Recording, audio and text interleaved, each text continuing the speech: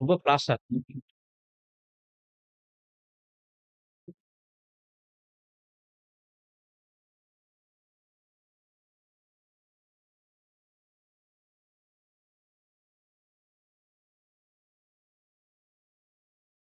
கிறிஸ்து இயேசுவுக்குள் பிரியமாக அழைக்கப்பட்ட அன்பு சகோதர, சகோதரிகளே, உங்கள் யாவருக்கும் நம்முடைய சர்வ வல்லமை கொண்ட பரலோக பிதாவாகிய தேவனுடைய பரிசுத்தம் நிறைந்த நாமத்தினாலும், அவரது ஒரே பேரான குமாரனும், நமது அருமை இரட்சகரும், ராஜாவுமாகிய கிறிஸ்து இயேசுவினுடைய நாமத்தினாலும், கிருபை அன்புடன் கூடிய சமாதானமும் உண்டாகி பெருகக் கடவுது என்கிற அன்பின் வாழ்த்துக்களோடு, பழனி சகோதர, சகோதரிகள்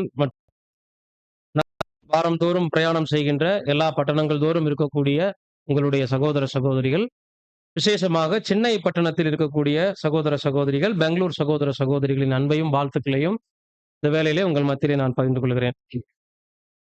அன்புக்குரிய சகோதர, சகோதரிகளே, இன்றைய நாள்ல நம்ம பார்க்க போற பாடமானது ஒரு கேரக்டர் லெசன் தான் நம்ம படிக்க போறோம். பாடத்தினுடைய தலைப்பு தன்னடக்கத்தின் முக்கியத்துவம். ரீப்ரிண்ட் நம்பர் 56, 52 நீங்க நோட் பண்ணி வச்சுக்கலாம். அந்த ஒரு ஆர்டிக்கல்ல இருந்து இந்த பாடம் சற்று விரிவாக்கம் செய்யப்பட்டது. சில கூடுதலான சில பாயிண்ட்ஸ் மற்றும் வசனங்கள் எக்ஸ்ட்ராக அதுல சேர்க்கப்பட்டது. ஆனால் அந்த பாடத்தினுடைய சாராம்சம் அந்த ரீப்ரிண்ட்ல இருக்கக்கூடிய விஷயங்கள் தான் நம்ம பார்க்க போறோம். ஆதார வசனமாக நீதிமொழிகள் 25, 28 வாசிக்க கேட்போம். தன் ஆவியை அடக்காத மனுஷன் மதிலிடிந்த பாழான பட்டணம் போலிருக்கிறான். தன் ஆவியை அடக்காத மனுஷன் மதில் இடிந்த பாழான பட்டணம் போல் இருக்கிறான். இதுதான் இந்த பாடத்தினுடைய ஆதார வசனம். பிரியமான சகோதர, சகோதரிகளே, இந்த ஒரு பாடமானது நம்ம ஒரு பிராக்டிகலா ஒரு டிஸ்கஷன் மாதிரி பார்க்கலாம். நீங்க எல்லாருமே பேசணும். கடந்த 2, 3 மாதங்களுக்கு முன்னாடி நம்ம வந்திருக்கும் போது கூட எல்லாரும் பேசுனீங்க இல்லைங்களா? அந்த பேச வைக்கிறதுக்கு இன்னொரு சுயநலம் கூட இருக்கு. தூக்கத்த கலைக்கிறது. அந்த உரிமையில மறுபடியும் அதே வேண்டுகோள வச்சுட்டு சேர்ந்து நம்மள பத்தி படிக்க போறோம். அதையும் நீங்க ஞாபகத்துல வச்சுக்கோங்க. ஒவ்வொரு பாடத்திலையும் நம்ம சொல்ற அதே விஷயம் தான். இந்த பாடத்துல மற்றவங்க யாரையும் சிந்தனையில கொண்டு வரக்கூடாது. நமக்கான ஒரு எச்சரிப்பாக, ஒரு சத்தியமாக மட்டுமே நம்ம பார்க்கணும். இந்த பாடத்துக்குள்ள நம்ம போறதுக்கு முன்னாடி, இந்த வசனத்துக்கு பெயர் சபையில என்ன விளக்கம் குடுப்பாங்க? இங்க நாகர்கோவில்ல கேட்க வேண்டியதே இல்ல. நீங்க பெயர் சபையில எல்லாம் மேக்ஸிமம் நல்ல அனுபவம் வாய்ந்தவங்க தான். ஆவிய அடக்குறதுக்கு குறிப்பா பெந்தகோஸ்தே சபையில என்ன விளக்கம்? அந்நிய பாஷை பேசும்போது குதிக்க கூடாது. கீழ உருண்டு பெரளக்கூடாது இல்லையா? இதெல்லாம் சொல்லியிருக்காங்க. நான் சொந்த அனுபவமே வாங்கியிருக்கிறோம். இந்த மாதிரி முதல்ல ஞானஸ்தானம் எடுத்துறணும் பரலோகம் போறதுக்கு. அப்புறம் பரலோகம் போறதுக்கான அடையாளம் என்ன? அந்நிய பாஷைகள பேசி கண்டிப்பா அபிஷேகம் வாங்கலைன்னா போ முடியாது. அந்த அபிஷேகம் வாங்குறதுக்கான அறிகுறி என்ன? கை தட்டி, ஆரவாரம் பண்ணி, உருண்டு பெரல்றது தான். சரிங்களா? அப்ப பக்கத்துல இருக்கிறவங்க மேலலாம் அடிபடும். குதிச்சா மேல சீலிங்லலாம் அடிபட்டு, ஃபேன்ல எல்லாம் தலையிலலாம் அடிபட்டு கீழ விழுந்ததெல்லாம் இருக்கு. பக்கத்துல இருக்கிறவங்களுக்கெல்லாம் அடி உதையெல்லாம் விழுகும். சிலர் ஆவியில நிறைஞ்சதா நினைச்சுட்டு வேணும்னே அடிச்சு உதைக்கிறதெல்லாம் நடந்துச்சு. அப்ப பாஸ்டர் அம்மா வந்தாங்க என்கிட்ட. "தம்பி நீங்க பரலோகம் போறதுக்கு ரெடி ஆயிட்டீங்கங்கிறதுல மாற்று கருத்தே இல்ல. ஞானஸ்தானம் எடுத்துட்டீங்க. அடுத்து என்ன பண்ணிட்டீங்க? அபிஷேகமும் வாங்கி அந்நிய பாஷையும் பேசுறீங்க. ஆவிய மட்டும் அடக்க மாட்டேங்கிறீங்க தம்பி நீங்க. கொஞ்சம் இந்த ஆவிய மட்டும் அடக்கிட்டீங்கன்னா, பரலோகம் போயிரலாம். இல்லைன்னா மதில் இடிந்த பாழான பட்டணம் போல இருப்பீங்கன்னு" சொல்லி இந்த வசனத்த எடுத்து காமிச்சாங்க. ஆவிய அடக்குறதுன்னா அப்ப என்ன விளக்கம் குடுக்குறாங்க? அந்நிய பாஷை பேசும்போதும், கை தட்டும் போதும், ஆரவாரம் பண்ணும்போதும் மத்தவங்க மேல அடிபடக்கூடாது. கீழ உருண்டு என்ன பண்ணக்கூடாது? பெரளக்கூடாது. ஆவியும் வாங்கணும். ஆனா அத என்ன பண்ணணும்? ஒரு கண்ட்ரோல்லயும் வச்சுக்கணும். இதுவா அதனுடைய அர்த்தம்? சரி, அடுத்த ஸ்லைடு மாத்துங்க பிரதர். திருவிவிலியத்த வாசிங்க. தன்னடக்கம் இல்லாத மனிதர் அரண் அழிந்த காவல் இல்லா பட்டணம். ஆவியே வரல. செல்ஃப் கண்ட்ரோல் பத்தி பேசுது இந்த வசனம் இல்லைங்களா? தன்னடக்கம் இல்லா மனிதன் அரண் அழிந்த அங்க மதில் இடிந்தன்னு வந்துச்சு இல்லீங்களா? இங்க அரணே என்ன இருக்குது? அழிந்த காவல் இல்லா பட்டணம். ரொம்ப தெளிவான மொழிபெயர்ப்பு இதுதான். அந்த பாழான பட்டணம் என்ற வார்த்தையை விட, காவல் இல்லா பட்டணம். இப்ப பிரதர் என்ன சொல்லி ஆரம்பிக்கிறார் அப்படின்னா, பழங்காலத்துல ஒரு நகரத்தை பாதுகாப்பதற்கு போதிய காவலர்கள் இல்லாம இருப்பாங்க. இப்போதான் தேசங்கள், நகரங்கள்லாம் பறந்து விரிஞ்சிருக்குது. நெறைய செக்யூரிட்டி இருக்கிறாங்க. நெறைய காவலர்கள் இருக்கிறாங்க. போலீஸ் ஃபோர்ஸ் இருக்கு, மிலிட்டரி இருக்குன்ட்டு நெறைய சேஃப்டி வந்துருச்சு. இந்த நாட்கள்ல ஒரு அரண்மனையில இருக்கக்கூடிய மினிமம் சோல்ஜர்ஸ் தான் எல்லா துறைகள்லயும் இருப்பாங்க. அவங்களுக்குன்னு வேலை டே நைட்டா மாத்தி மாத்தி தான் போடுவாங்க. யானைப்படை இருக்கும், காலாட்படை இருப்பாங்க, குதிரைப்படை இப்படி பிரிச்சிருப்பாங்க. நைட் அந்த பட்டணம் முழுவதையும் பாதுகாக்கிறதுக்கு வேலையாட்கள், காவலர்கள் ரொம்ப கம்மியா இருப்பாங்களாம். இதை கருத்தில் கொண்டு அந்த கவர்மெண்ட்ல என்ன செய்வாங்கன்னா, எல்லா சின்ன சின்ன நகரங்கள் கூட ஒரு தனித்தனி தேசமா இருந்துச்சு அந்த நாட்கள்ல எல்லாம். நம்ம மன்னராட்சி காலத்துல எல்லாம் பார்க்கிறோம் இல்லீங்களா? ஒரு சின்ன சாம்ராஜ்யத்தை ஆளுகை செஞ்சா அத சுத்தி ஒரு கோட்டை சுவரு. அவங்களுடைய ஒரு ஆளுகையை நிலைநாட்டுவதற்கான அந்த பேர் புகழுக்காக ஒரு சுவர் தடுத்துருவாங்க. சீன பெருஞ்சுவர் மாரி. அந்த மாதிரி ஒவ்வொரு பட்டணத்துக்குமான சேஃப்டியா என்ன பண்ணியிருப்பாங்கன்னா, அந்த பட்டணத்தை சுற்றிலும் பிரம்மாண்டமான காவல் சுவர்கள் எழுப்பியிருப்பாங்க. அதான் அந்த அரண். அந்த மதில் என்றும், அரண் என்றும் நம்ம படிச்ச வார்த்தை. ஒருவேளை இந்த காவல் காப்பதற்கான அரண்கள், மதில்கள் இல்லைன்னா, கொள்ளைக்காரர்களுக்கு இது ஈஸி ஆயிடும். ஈஸியா உள்ள புகுந்து பட்டணத்தை என்ன பண்ணிரலாம்? கொள்ளையடிச்சிரலாம். ஆட்கள உயிர கொன்னு போட்டுருவாங்க. எளிதில் பட்டணமே சீரழிக்கப்பட்டுரும்னு சொல்றார். காவலர்கள் இல்லாம, மதில் இல்லாத ஒரு சூழல்ல காணப்பட்டுச்சுன்னா ஒரு சிட்டி, எளிமையாக கொள்ளையர்களால சூறையாடப்பட்டும், அந்த மதில்கள் இடிக்கப்பட்டும், ஒரு பாதுகாப்பு இல்லாத நிலைமைக்கு நேராக அது போயிடும். இதுதான் ஆதார வசனத்துல, தன் ஆவியை அடக்காத மனிதன், மதில் இருக்கு, ஆனா இடிஞ்சிருக்கு. பாழாய் போகப்பட்ட ஒரு பட்டணத்திற்கு ஒப்பாக அந்த மனிதன் ஆவியை அடக்கலைன்னா இருப்பான் அப்படின்னு சொல்றார். இல்லீங்களா? ஆங்கில மொழிபெயர்ப்ப கூட அப்படியே வாசிங்க சிஸ்டர். அடுத்த ஸ்லைடு மாத்துங்க. Like a city whose wall are broken through is a person who lacks self-control. வந்துருச்சா? தன்னடக்கம் தான். செல்ஃப் கண்ட்ரோல் தான். கவனிச்சீங்களா? அப்ப இந்த இடத்துல ஆவி என்பத இப்ப நம்ம என்ன முடிவுக்கு வரலாம்? நமக்கெல்லாம் தெரிஞ்ச ஃபாலோ கிளாஸ் பாயிண்ட்ஸ் தான். தானியேலாகிய நானோ வென்றால் என் ஆவியிலே கலங்கி, நேபுகாத் நேச்சார் சொப்பனங்களை கண்டான், அதனாலே அவன் ஆவியில் கலங்கி. கர்த்தர் ஆவியிலே கலங்கி உங்களில் ஒருவன் என்னை காட்டிக் கொடுப்பான். இந்த வார்த்தைகள் எல்லாம் நமக்கு ஆவி வெளிப்படுத்தக்கூடிய உண்மை என்ன? மைண்ட், சிந்தை. ஆவியின் உலகத்தை பத்தியோ, சுவாசிக்கக்கூடிய மூச்சுக்காற்றை பத்தியோ அதுல பேசப்படுறது இல்ல. தேவனுடைய வார்த்தை கூட ஆவியாயும் ஜீவனாயும் இருக்கிறது என்ற ஒரு அர்த்தம் கூட நம்ம இப்படி ஆவிக்கு பல விளக்கங்கள் இருக்கு பைபிள்ல. இந்த பாடத்துல ஆதார வசனத்துல குறிக்கப்படக்கூடிய உண்மை என்னன்னு நம்ம பார்க்கும்போது, ஆவி என்பது சிந்தையை குறிக்குது. அந்த ஒரு வசனம் மட்டும் படிக்கலாம். யோவான் 13:21 முதல்ல KJV டிரான்ஸ்லேஷன், அப்புறம் விவிலியம். இயேசு இவைகளைச் சொன்ன பின்பு ஆவியிலே கலங்கி, உங்களில் ஒருவன் என்னை காட்டிக் கொடுப்பான் என்று மெய்யாகவே மெய்யாகவே உங்களுக்கு சொல்லுகிறேன் என்று சாட்சியாக சொன்னான். அடுத்து விவிலியம் வாசிங்க. இப்படி சொன்ன பின் இயேசு உள்ளம் கலங்கியவராய், உங்களில் ஒருவன் என்னை காட்டிக் கொடுப்பான் என உறுதியாக உங்களுக்கு சொல்லுகிறேன் என்று திட்டவட்டமாய் கூறினார். ஸ்லைடு அடியாகுது சார். அதான் அவங்க தடுமாறுறாங்க. அன்புக்குரிய சகோதர சகோதரிகளே, இங்க உள்ளம் கலங்கியவராய், அங்க ஆவியிலே கலங்கி. ஆவினா உள்ளம் அல்லது மனநிலை, மைண்ட், சிந்தை, என்ன வேணாலும் நீங்க வச்சுக்கலாம். ஆக ஒரு மனித சித்தத்தை தான் ஆதார வசனத்துல ஞானி என்ன சொல்லியிருக்கிறாரு? தனது மனநிலையை அடக்க தெரியாத ஒரு மனிதன், தனது மைண்டை கண்ட்ரோல் பண்ணாத ஒரு மனிதன், செல்ஃப் கண்ட்ரோல் இல்லாத ஒரு மனிதன், காவல் இல்லாத ஒரு இடிக்கப்பட்ட மதில் சுவரை உடைய ஒரு பட்டணம் எப்படி ஒரு பாதுகாப்பு இல்லாத சூழல்ல இருக்குமோ, அப்படிப்பட்ட ஒரு பாதுகாப்பற்ற இடிந்து போன அரணுக்கு ஒப்பான பட்டணம் போல் இருப்பான் அப்படின்னு சொல்றான். இதை குறித்து பிரதர் அங்க விளக்கமாக சொல்லும்போது, ஒரு மனித சித்தம் என்பது அது முழுக்க முழுக்க ஒரு விபத்துக்குள்ளாகாததாக நம்ம பாதுகாத்துக் கொள்ளணும். இப்ப நம்ம எல்லாருக்கும் ஒரு சித்தம் இருக்கு இல்லைங்களா? இப்ப நம்ம எல்லாருக்குமே ஒரு சித்தம் இருக்கு. அந்த சித்தம் எதற்குள்ளாக இருக்குன்னு கேட்டா நம்ம என்ன சொல்லலாம்? நமக்கு எல்லாருக்கும் சித்தம் இருக்கு. அந்த சித்தம் எதற்குள்ளாக இருக்கு அல்லது யாருக்குள்ளாக இருக்குன்னு கேட்டா என்ன சொல்லலாம்? கிறிஸ்துவுக்குள்ளாக இருக்கு, அல்லது இந்த சித்தம் தேவனுடையதாக இருக்கு. சித்தம் யாருடையது? தேவனுடையது. யாருக்குள்ள இருக்கு? கிறிஸ்துவுக்குள்ள இருக்கு. இதுதான் நம்ம எபிரேயர்ல கூட வாசிக்கிறோம் 10:9. தேவனே, உம்முடைய சித்தத்தின்படி செய்ய இதோ வருகிறேன் என்று சொன்னார். இரண்டாவதை நிலைநிறுத்துவதற்கு முதலாவதை நீக்கி போடுகிறார். ஓகே, தேவையானது முதல் பகுதி தான். கர்த்தர் இயேசு யோர்தான் நதிக்கரையில தேவனோடு உடன்படிக்கை செய்யும் போது அங்க பயன்படுத்தின வார்த்தை அல்லது அவர் நினைத்த சிந்தை, இனி எனது சித்தப்படி அல்ல, உங்களுடைய சித்தத்தை நான் செய்யும்படி வருகிறேன். அப்ப 30 வயது வரைக்கும் அவர் என்ன செய்யல? தேவ சித்தம் செய்யல. அப்படி எடுத்துக்கலாமா? அப்படி பாத்தீங்கன்னா பூமிக்கு வந்ததே தேவ சித்தம்.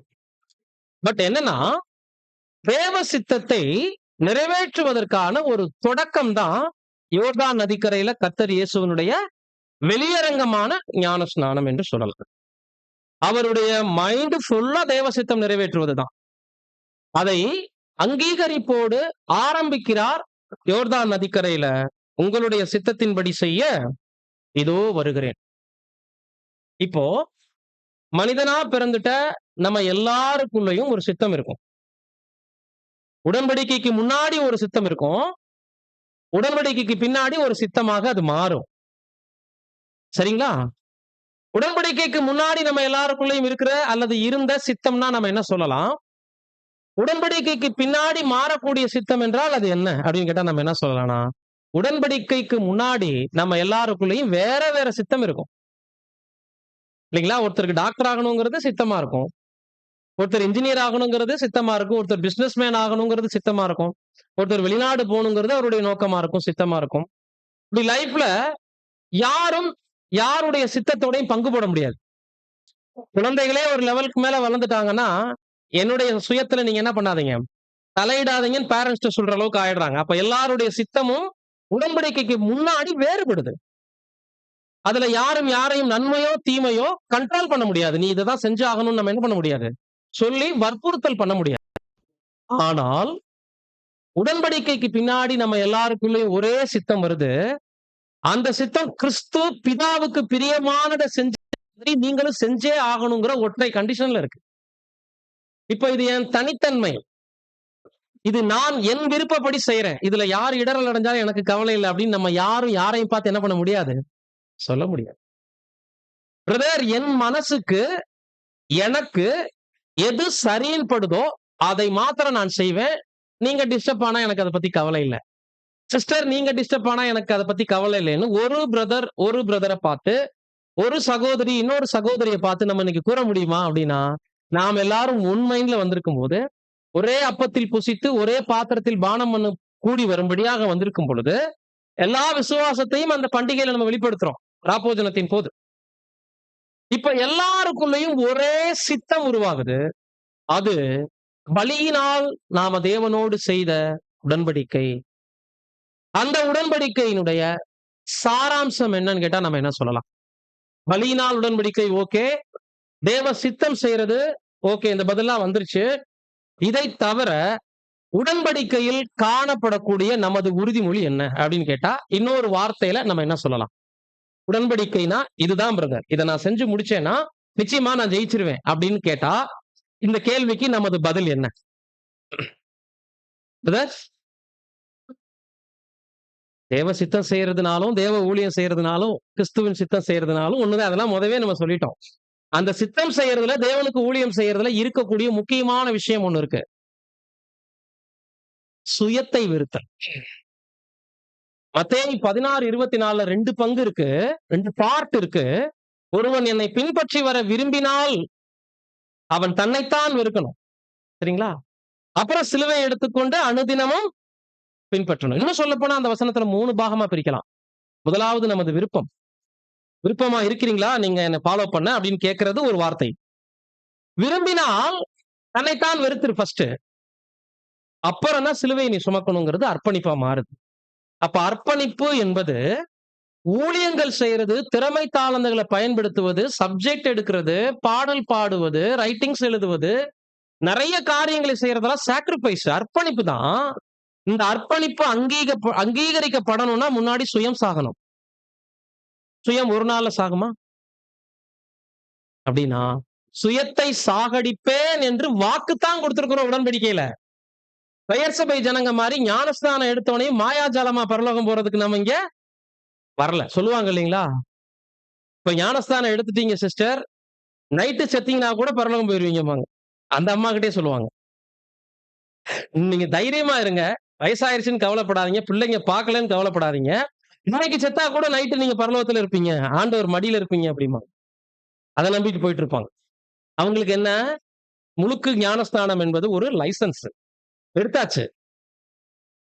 சுபாவ மாறுதலை பத்தியோ, என்ன நமக்குள்ள நடந்து நம்மள அடக்கி ஆளுகை செய்தால் நம்ம ஜெயிக்க முடியும் அப்படிங்கிற மேன்மையான விஷயங்கள குறிச்சோ அவங்களுக்கு கவலை இல்ல. சுயத்தை ஜெயித்தல் என்பது ஒவ்வொருவருக்கும் லைஃப் லாங் நடக்க வேண்டிய விஷயம். ஒரு நாள்ல சாகாது. சுடுகாட்டுல எரியிற பொணம் மாதிரி நம்மலாம். அந்த எலும்பு அப்பப்ப என்ன பண்ணிட்டு இருக்கோம்? அந்த உஷ்ணம் தாங்காம எந்திரிக்க வெட்டியான் அப்பலாம் அடிச்சிட்டு இருப்பாருல்ல. இப்பலாம் மின்சார சுடுகாடா போச்சு. அதையுமே அடிக்கிறதா கேள்விப்படுறோம். அப்படியே சொல்றாங்க. அந்த மின்சார சுடுகாட்டுல ஒர்க் பண்ற பசங்க கூட சொல்றாங்க, இல்ல அந்த எலும்புகள்லாம் எந்திரிக்குது நாங்க அடிக்கிறோம் அப்படின்னு. அந்த விறைப்பு தன்மை. இந்த மாதிரி ஒரு முறை நெருப்புல வச்சாச்சுன்னா, லைஃப் லாங் நமக்குள்ள அனுதினமும் நம்ம சாகடிக்க வேண்டிய நெறைய மாம்ச பலகீனங்கள், நெறைய சுய சித்தங்கள் வெளிப்பட்டுக்கிட்டே இருக்கும். இத தகனிக்கிறதுக்கு, இத சாகடிக்கிறதுக்கு தான் நெறைய பரீட்சைகளை தேவன் நம்ம மத்தியில அனுமதிக்கிறாரு. இந்த பரீட்சைகளை புரிஞ்சுக்காதவங்க தான் தெய்வீக சித்தத்துக்கும், திட்டத்துக்கும் எதிர்த்து நிக்கிறவங்க. ஏன் உடன்படிக்கை பண்ணோம்? எதுக்காக வந்திருக்கிறோங்கிறத உணராதவங்க தான் எந்த விஷயங்களையும் குறிச்சு ஃபீல் பண்ணி புலம்பிட்டே இருப்பாங்க. ஏன்னா அவங்களுக்கு உடன்படிக்கைய பத்தி என்ன இல்ல? எனக்கு சாகறதுக்கு தான் தேவன் இத அனுமதிச்சிருக்கிறாருங்கிற ஃபீலிங்ஸ் இல்லாதவங்க, வாழ்க்கையில எந்த சோதனையும், எந்த ஏமாற்றத்தையும் லேசா எடுத்துக்கவே மாட்டாங்க. இத குறிச்சே பேசி புலம்புறதுக்கு பேரு, சுயம் அவர்களுக்குள் மரிக்கல என்பதை காட்டுது. இப்ப அந்த சுயத்தை மரிக்கச் செய்யறதுல முக்கியமான ஒரு வார்த்தை தான் தன்னடக்கம். ஆவியை அடக்குதல். பிரியமான சகோதர, சகோதரிகளே, பெரிய பெரிய விஷயத்த இந்த பாடத்துல நம்ம இன்னைக்கு உங்களுக்கு பார்க்க போறதில்ல. ஒவ்வொரு பாயிண்ட்டையும் பார்க்கும்போது, இதா? இந்த விஷயத்தையா நம்ம பாடமா உட்கார்ந்து கேட்டுட்டு இருக்கிறோம்? அப்படிங்கிற மாரி தான் இருக்கும். இதெல்லாம் நாங்க யோசிக்கவே இல்லையே! அப்படின்னு தான் இருக்கும். பட் அந்த விஷயம் தான் மாபெரும் வெற்றிக்கு நேராக, மாபெரும் பரிசு பொருளுக்கு நேராக நம்மளை உயர்த்தக்கூடிய மிகப்பெரிய ஆயுதமாக இன்றைய நாள்ல நமது மத்தியிலே பார்க்கப்படுது. அப்படி பார்க்கும் பொழுது பிரியமான சகோதர, சகோதரிகளே, அந்த விஷயங்கள் என்னன்னு நம்ம பார்க்கிறதுக்கு முன்னாடி, இந்த சித்தம் சொல்றோம் இல்லைங்களா? இந்த சித்தம் என்பதை வேறே சில வார்த்தைகள்ல நம்ம நடைமுறையில பயன்படுத்தும்போது என்ன வார்த்தைகள்ல யூஸ் பண்ணுவோம்? சித்தம் என்பதை வேறே சில வார்த்தைகள்ல எப்படி பயன்படுத்துவோம்? யார் சொன்னது? கரெக்ட். விருப்பம். வேற? விருப்பம், எண்ணம், வேற? நோக்கம். அப்படிதான் நெறைய வார்த்தைகள் இருந்துட்டாலும், விருப்பம் என்ற ஒரு வார்த்தையவே நம்ம எடுத்துக்கலாம். விருப்பம் என்பதே போதுமான வார்த்தை தான். விருப்பம் என்ற ஒரு வார்த்தை தமிழ்ல அழகாக இருக்கும் பொழுது, சித்தம் என்ற ஒரு வார்த்தை ஏன்? அல்லது இந்த 2 வார்த்தைகளுக்கும் இடையே இருக்கக்கூடிய வேறுபாடுகள் என்ன? ஒற்றுமை என்ன? இதுக்கும் பதில் சொல்லணும். சித்தம்னா என்ன? விருப்பம்னா என்ன? இப்ப சொல்லுங்க பார்க்கலாம். விருப்பம்னு சொல்லிட்டீங்க. விருப்பம்னா என்ன? சித்தம்னா என்ன? இந்த விருப்பமும், சித்தமும் எப்படி டிஃபரெண்ட் ஆகுது? எப்படி வேறுபடுது? அப்படின்னு கேட்டா நம்ம என்ன சொல்லலாம்? நமக்குள்ள இருந்து செய்யறது விருப்பம். ஓகே. இது புதுசா ஒரு டிஃபரெண்டான பதிலா இருக்கு. ஓகே. அருமையான பதில். சித்தமும் நமக்கு இருக்கு. விருப்பமும் நமக்கு இருக்கு. விருப்பம் என்பது ஒரு கட்டுப்பாடை உடையதாக இருக்காது. சிஸ்டர் அழகா சொன்னாங்க. ஆனா சித்தம் என்பது தனக்குத்தானே ஒரு கட்டுப்பாடை அமுல்படுத்துவது. எடுத்துக்காட்டாக நம்ம சொல்லும்போது, இப்ப பாருங்க ஒரு ஒரு நபர் வந்து அவருக்கு தேவை இருக்கு. இன்னைக்கு ஒரு இன்றைய நாள்ல நான் ஒரு ரூ. 1000 சம்பாரிக்கணும் அப்படின்னு ஒரு எளிமையான ஒரு தொகைய வச்சுக்கலாம். நினைக்கிறாரு. அத சம்பாதிக்க அவரால முடியும். அவர்ட்ட உடல் பலமும் இருக்கு, வாய்ப்புகளும் இருக்கு. முதல் நாள் சொல்லிட்டு அவர் போறாரு.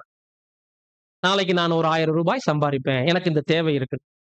மறாநாள் அவர் அந்த 1000 ரூபாயை சம்பாதிக்கிறதுக்கு முயற்சிக்கல. வேலையும் செய்யல. அதுக்கான சம்பளத்தையும் வாங்கல.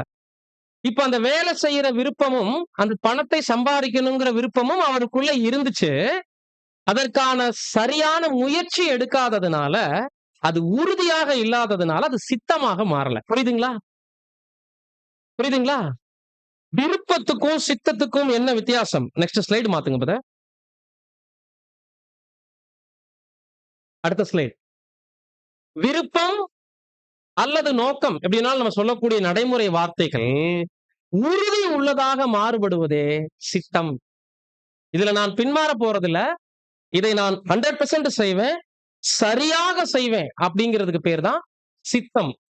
அதனாலதான் தேவ சித்தம் செய்யறோங்கிற வார்த்தையை ரொம்ப உன்னதமா பயன்படுத்துறோம். தேவ விருப்பத்தை செய்யறோம் அப்படி சொல்லல. தேவ சித்தம் ஏன் ஒரு மரியாதைக்குரிய ஒரு வார்த்தை, அந்த இடத்துல விருப்பத்துக்கு அப்பாற்பட்ட ஒரு அருமையான வார்த்தையை ஆண்டவர் பயன்படுத்தி இருக்கிறாருன்னு பார்க்கும்போது, விரும்புனா செய்யாமையும் போலாம், செய்யவும் செய்யலாம். ஏன் விருப்பம் போயிடலாம். ஆனா சித்தமாக மாறும் பொழுது விருப்பத்தில் உறுதியான மனநிலையே சித்தம் என்று சொல்லப்படுகிறது. நாம் விரும்புவதை உறுதியான மனநிலையுடன் பின்பற்றி அதை செய்து தீர்ப்பதற்கு பேரே சித்தம். மகா பரிசுத்தமான விசுவாசம் பாடத்துல ஒரு எக்ஸாம்பிள் கொடுப்போம். நாளைக்கு மழை வருமா பிரதர் அப்படின்னு கேட்டா அவரு தெரியாதுன்னு சொல்லுவாரு. ஆனா வரும்னு நான் விசுவாசிக்கிறேன்னு சொல்லுவாரு. அது அவர் விசுவாசம். நாளைக்கு வெயில் அடிக்குமான்னு கேட்டா உறுதியா வெயில் அடிக்கும். ஏன்னா அது டெய்லி பாத்துறோம் இல்லையா? இது மகா பரிசுத்தமான விசுவாசம். இப்ப சித்தம்னா என்னங்க? அது சூரியன் உதிக்கிற மாதிரி உதிச்சே தீரும் அப்படி சொல்லலாம். விருப்பம்னா நடந்தாலும் நடக்கலாம், இல்லைனாலும் இல்ல. நான் முயற்சி எடுத்தாலும் எடுப்பேன், இல்லைனாலும் இல்ல. இதே ஒரு மனநிலையை அப்போஸ்தலனாகிய பவுல் ஊழியத்தின் ஆரம்ப நாட்கள்ல உடையவராக தான் இருந்திருக்காரு. படிக்கலாம் ரோமர் 7:18.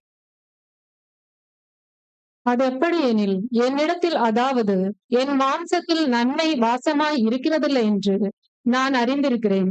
நன்மை செய்ய வேண்டும் என்கிற விருப்பம் என்னிடத்தில் இருக்கிறது, நன்மை செய்வதோ என்னிடத்தில் இல்லை.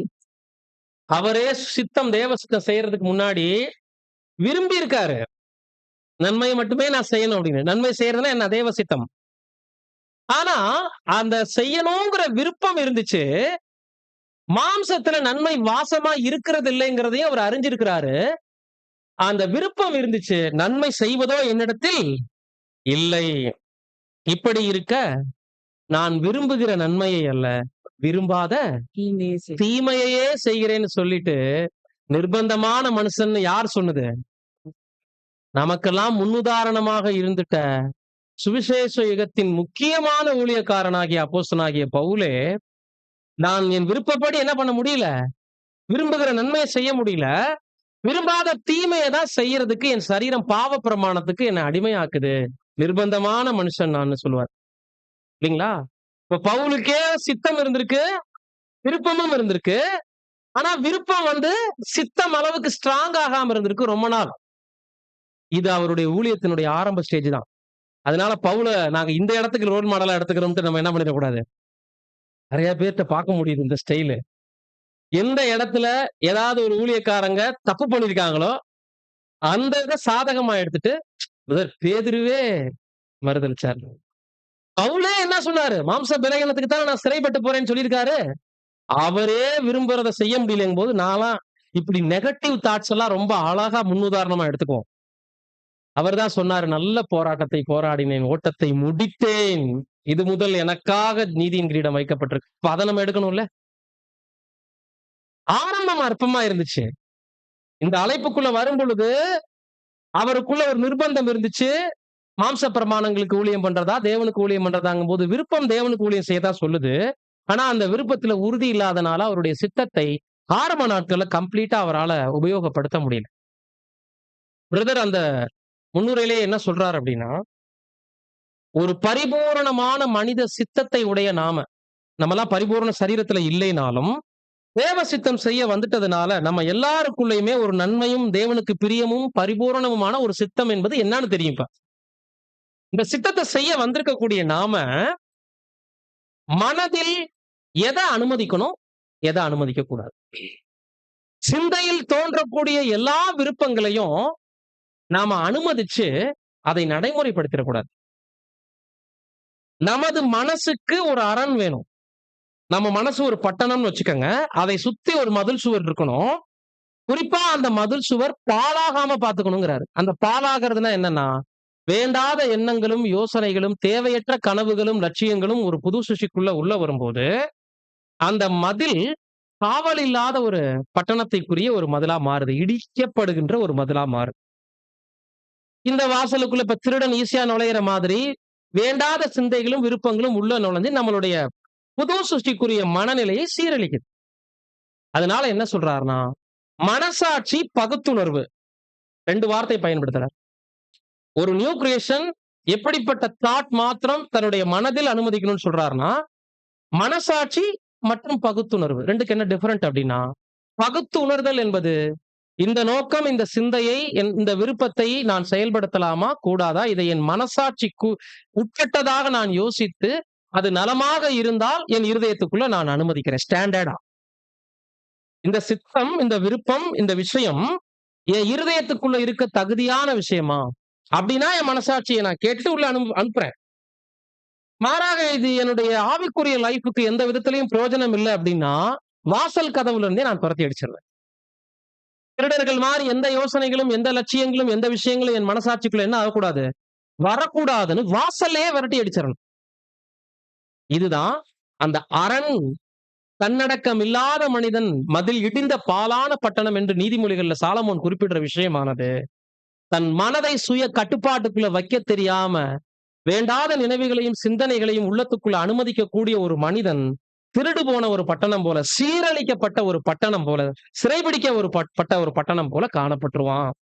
எனவே புது சிருஷ்டிகள் ஒவ்வொருவரும் தங்கள் ஆவியை அல்லது சுயத்தை முழு பரிசோதனை செய்து, கட்டுப்பாடு செய்து, மனசாட்சி இது தப்பு, இந்த யோசனையை நீ அனுமதிக்காத, இதை செஞ்சிடாதன்னு சொல்லுச்சுன்னா அதை நம்ம உள்ள அனுமதிக்க கூடாது. ஏன் மனசாட்சிக்கு முக்கியத்துவம் கொடுக்குறாரு? இந்த உலகத்துல நம்ம எல்லாரும் ஏமாத்திடுவோம். 2 பேரை மட்டும் ஏமாத்த முடியாது. ஒருவர் தேவன், அவருக்கே நம்ம கணக்கு கொடுக்கணும். 2வது மனசாட்சி. எங்க அதே மனசாட்சியில தொட்டு கை வச்சு யோசிச்சு பாருங்க எல்லாரும். உங்க மனசாட்சி கிட்ட நீங்க பொய் சொல்லுவீங்களா? நான் சொல்லுவேனா? அம்மாட்ட சொல்லியிருக்கேன், அப்பாட்ட சொல்லுவேன், அண்ணன் தம்பிகள்ட்ட சொல்லுவேன், சகோதரர்கள்ட்ட கூட நான் பொய் சொல்லுவேன். ஆனா என் மனசாட்சிக்கு நான் சொல்றது பொய்ன்றது மறைக்க முடியுமா? அதனாலதான் தேவன் மனசாட்சியிலும் பெரியவராயிருந்து உங்களை நியாயம் தீர்ப்பார். உங்கள் மனசாட்சியே உங்களை குற்றவாளிகள் என்று தீர்க்குமானால்னு ஏன் முதல் நியாய தீர்ப்பை மனசாட்சி கிட்ட விட்டாரு? அப்படின்னா, எங்க ஒரு மனிதன் நீ செய்யறது சரியில்லைன்னு தனக்கு தானே கடிந்து கொள்ளப்படுறானோ, அந்த மனிதன் நியாய தீர்ப்புல நிக்கிறான்னு அர்த்தம். இன்னைக்கு உலகத்தாருக்கு இந்த மனசாட்சி இல்லையே. மனசே இருக்கா என்னன்னு தெரியல. கொலை செய்யறதும், கொள்ளை அடிக்கிறதும், தீமை பேசுறதும், செயல்படுறதையும் பார்க்கும்போது, ஒரு பெரிய கிரைம் நடக்கும்போது உடனடியா உலக மனிதர்கள் வாயில இருந்தே என்ன வருது? இந்த மனுஷனுக்கு மனசாட்சின்னு ஒண்ணு இருக்கா அப்படின்னு கேக்குறாங்களே. அப்படின்னா என்ன அர்த்தம்? அதை கடினப்படுத்தி, மட்டுப்படுத்தி உட்கார வச்சாச்சுன்னு அர்த்தம். ஆனா புது சிருஷ்டிகளுக்கு தேவன் நியாய தீர்ப்பு எதுல வச்சிருக்காரு தெரியுங்களா? ஓ மனசாட்சி உன்னைய என்னான்னு சொல்லுது. நான் பார்த்து அவரை குற்றவாளின்னு சொல்லலாம். இந்த சகோதரி, அந்த சகோதரி குற்றவாளின்னு தீர்க்கலாம். ஒருத்தருக்கு ஒருத்தர் நம்ம என்ன பண்ணலாம்? தீரி போடலாம். ஆனால் பர்சனலா தெரியும், என் மனசாட்சிக்கு நான் செய்திருக்கிற குற்றம். அதை யார்ட்டையும் நான் மறைக்க முடியாது. தேவனுக்கும் எனக்கும் மாத்திரம் தெரியும்.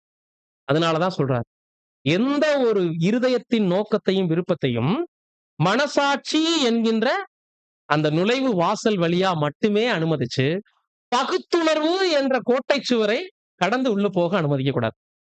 பகுத்துணர்தல் என்பது மதில் சுவர், வாசல் என்பது அந்த மதில் சுவருக்கு இருக்கக்கூடிய நமது மனசாட்சி. இதை கடந்து வேற எந்த விஷயங்கள் ஒரு புது சிருஷ்டிக்கு அனுமதிக்கப்பட்டாலும் அது மதில் இடிந்த பாழான பட்டணம். பிரியமானவர்களே, இப்ப இந்த ஒரு விஷயத்தை கருத்தில் கொண்டு அன்றாட லைஃப்ல நாம செய்யக்கூடிய ஒரு 5 தவறுகளை அல்லது நமது மதில் சுவரை நாம இடிச்சு போடக்கூடிய அஜாக்கிரதையாக நாம செய்யக்கூடிய சில குற்றங்களை வரிசைப்படுத்தி பார்க்க போறோம். அது என்ன என்ன அப்படின்னு நெக்ஸ்ட் ஸ்லைடு மாத்துறதுக்கு முன்னாடி நீங்களே பதில் சொல்லுங்க. இப்போ பாடம் என்ன அப்படிங்கிறது உங்களுக்கு புரிஞ்சிருக்கும். ஆவியை அடக்குதல், தன்னடக்கம், தேவையற்ற விஷயங்களே உள்ள அனுமதிக்க கூடாது. இதெல்லாம் பார்த்துட்டோம். அப்படி சின்ன சின்ன சின்ன சின்ன விஷயங்கள்ல அன்றாட லைஃப்ல சுய கட்டுப்பாட்டை மீறி ரொம்ப பெருசா இங்க திங்க் பண்ணிடாதீங்க. அன்றாட லைஃப்னு நான் சொல்லிட்டேன். சுய கட்டுப்பாட்டை மீறி பிராக்டிக்கல் லைஃப்ல நம்ம செய்யக்கூடிய கேஷுவலான மிஸ்டேக்ஸ் என்ன அப்படின்னு கேட்டா என்னென்னலாம் நம்ம சொல்லலாம். இந்த விஷயத்துல நான் இப்படி எதிர்பார்ப்பேன் பிரதர், விரும்புவேன். பட் ஆனா அதை நான் செய்ய மாட்டேன் அப்படிங்கிற மாதிரியான ஒரு விஷயங்கள் யாருக்கெல்லாம் என்னென்னலாம் தோணுது பிரதர்? என்னமோ சொன்னீங்களே, ஒண்ணுமே தோணலைன்னு சொல்றீங்களா? ஒண்ணுமே தோணலையா யாருக்கும்? சுகர் பேஷண்டா இருந்துட்டு இனிப்பு திங்கிறோம். பாடத்தினுடைய 2வது பாயிண்ட் அது. இதுதான் நான் கேட்டேன். ஏன்னா பெருசா திங்க் பண்ணிடாதீங்க, பரலோக அளவுக்குலாம் போகாதீங்க. இங்க காலையில கண் விழிக்கிறதுல இருந்து நம்ம என்ன செய்யறோங்கிறத யோசிச்சு பதில் சொல்லுங்க போது ஐயா 2வது பாயிண்ட சொல்லிட்டாரு. சாப்பிடுற விஷயத்துல ஆவி அடக்காம போறோங்கிறத பார்க்க போறோம். முதல் பாயிண்ட் இன்னும் கீழே கொஞ்சம் போனீங்கன்னா சொல்லி இன்னும் கீழே போங்க, மேல போகாதீங்க. சாப்பிடுறதுக்கும் கீழே இன்னொரு விஷயம் இருக்கு. நேரம் சிஸ்டர் கிட்டக்க வந்துட்டாங்க. என்ன முக்கியமான பதில் பிராக்டிகல். சரி, ஸ்லைடு போட்டுருங்க பிரதர். அடுத்த ஸ்லைடு. காலையில கண் விழித்து எந்திருப்பதுல நம்ம ஆவிய அடக்குறோமா? 2வது உணவு கட்டுப்பாடு விஷயத்துல நமது ஆவியை நாம அடக்குறோமா? 3வது நம்ம அணியக்கூடிய ஆடை அணிகலன்கள்ல சுய கட்டுப்பாடு எப்படி இருக்கு? பணம் சம்பாதிக்கிற விஷயத்துல நம்ம ஆவியை எப்படி அடக்குறோம்? கடைசியா நம்ம வளர்ந்திருக்கக்கூடிய கேரக்டர் எந்த அளவுக்கு ஆவியின் கட்டுப்பாட்டுக்குள்ள இருக்குங்கிறத 5 எளிமையான விஷயங்கள் தான் நம்ம பார்க்கணும். பட் இது ரொம்ப லீஸ்ட்னு நினைச்சிடாதீங்க. இதுதான் ராஜ்யத்தை சுதந்தரிப்பதற்கான மாபெரும் விஷயங்கள். ரொம்ப ரொம்ப ரொம்ப சாதாரண விஷயத்தை போயிட்டு இந்த பாடத்துல நம்ம பார்க்கணுமா அப்படின்னு ஒருவேளை நீங்க கேட்டீங்க அப்படின்னா, ராஜ்யத்தை சுதந்தரிக்க சிறிய காரியங்களில் உண்மையாக இருக்கிறவங்க தான் பெரிய விஷயத்துல கூட உண்மையான ஒரு ஆசீர்வாதத்தை பெறுவாங்கன்னு பிரதர் சொல்றார். அன்றாட வாழ்க்கையில அற்ப காரியங்கள்ல நம்ம காண்பிக்கக்கூடிய உண்மையும் உத்தமமுமே பரலோக ராஜ்யத்தை நம்ம சுதந்திரிக்க வழி நடத்தும். அப்படி பார்க்கும்போது பிரியமான சகோதர சகோதரிகளே, சொன்னா நிறைய சுவாரஸ்யமா இருக்கும், சிரிப்பா கூட இருக்கும். முதல் பாயிண்ட், அந்த ஸ்லைடு மாத்துங்க பிரதர். சிஸ்டர் தூங்குறாங்க. இவங்கள சொன்னேன்.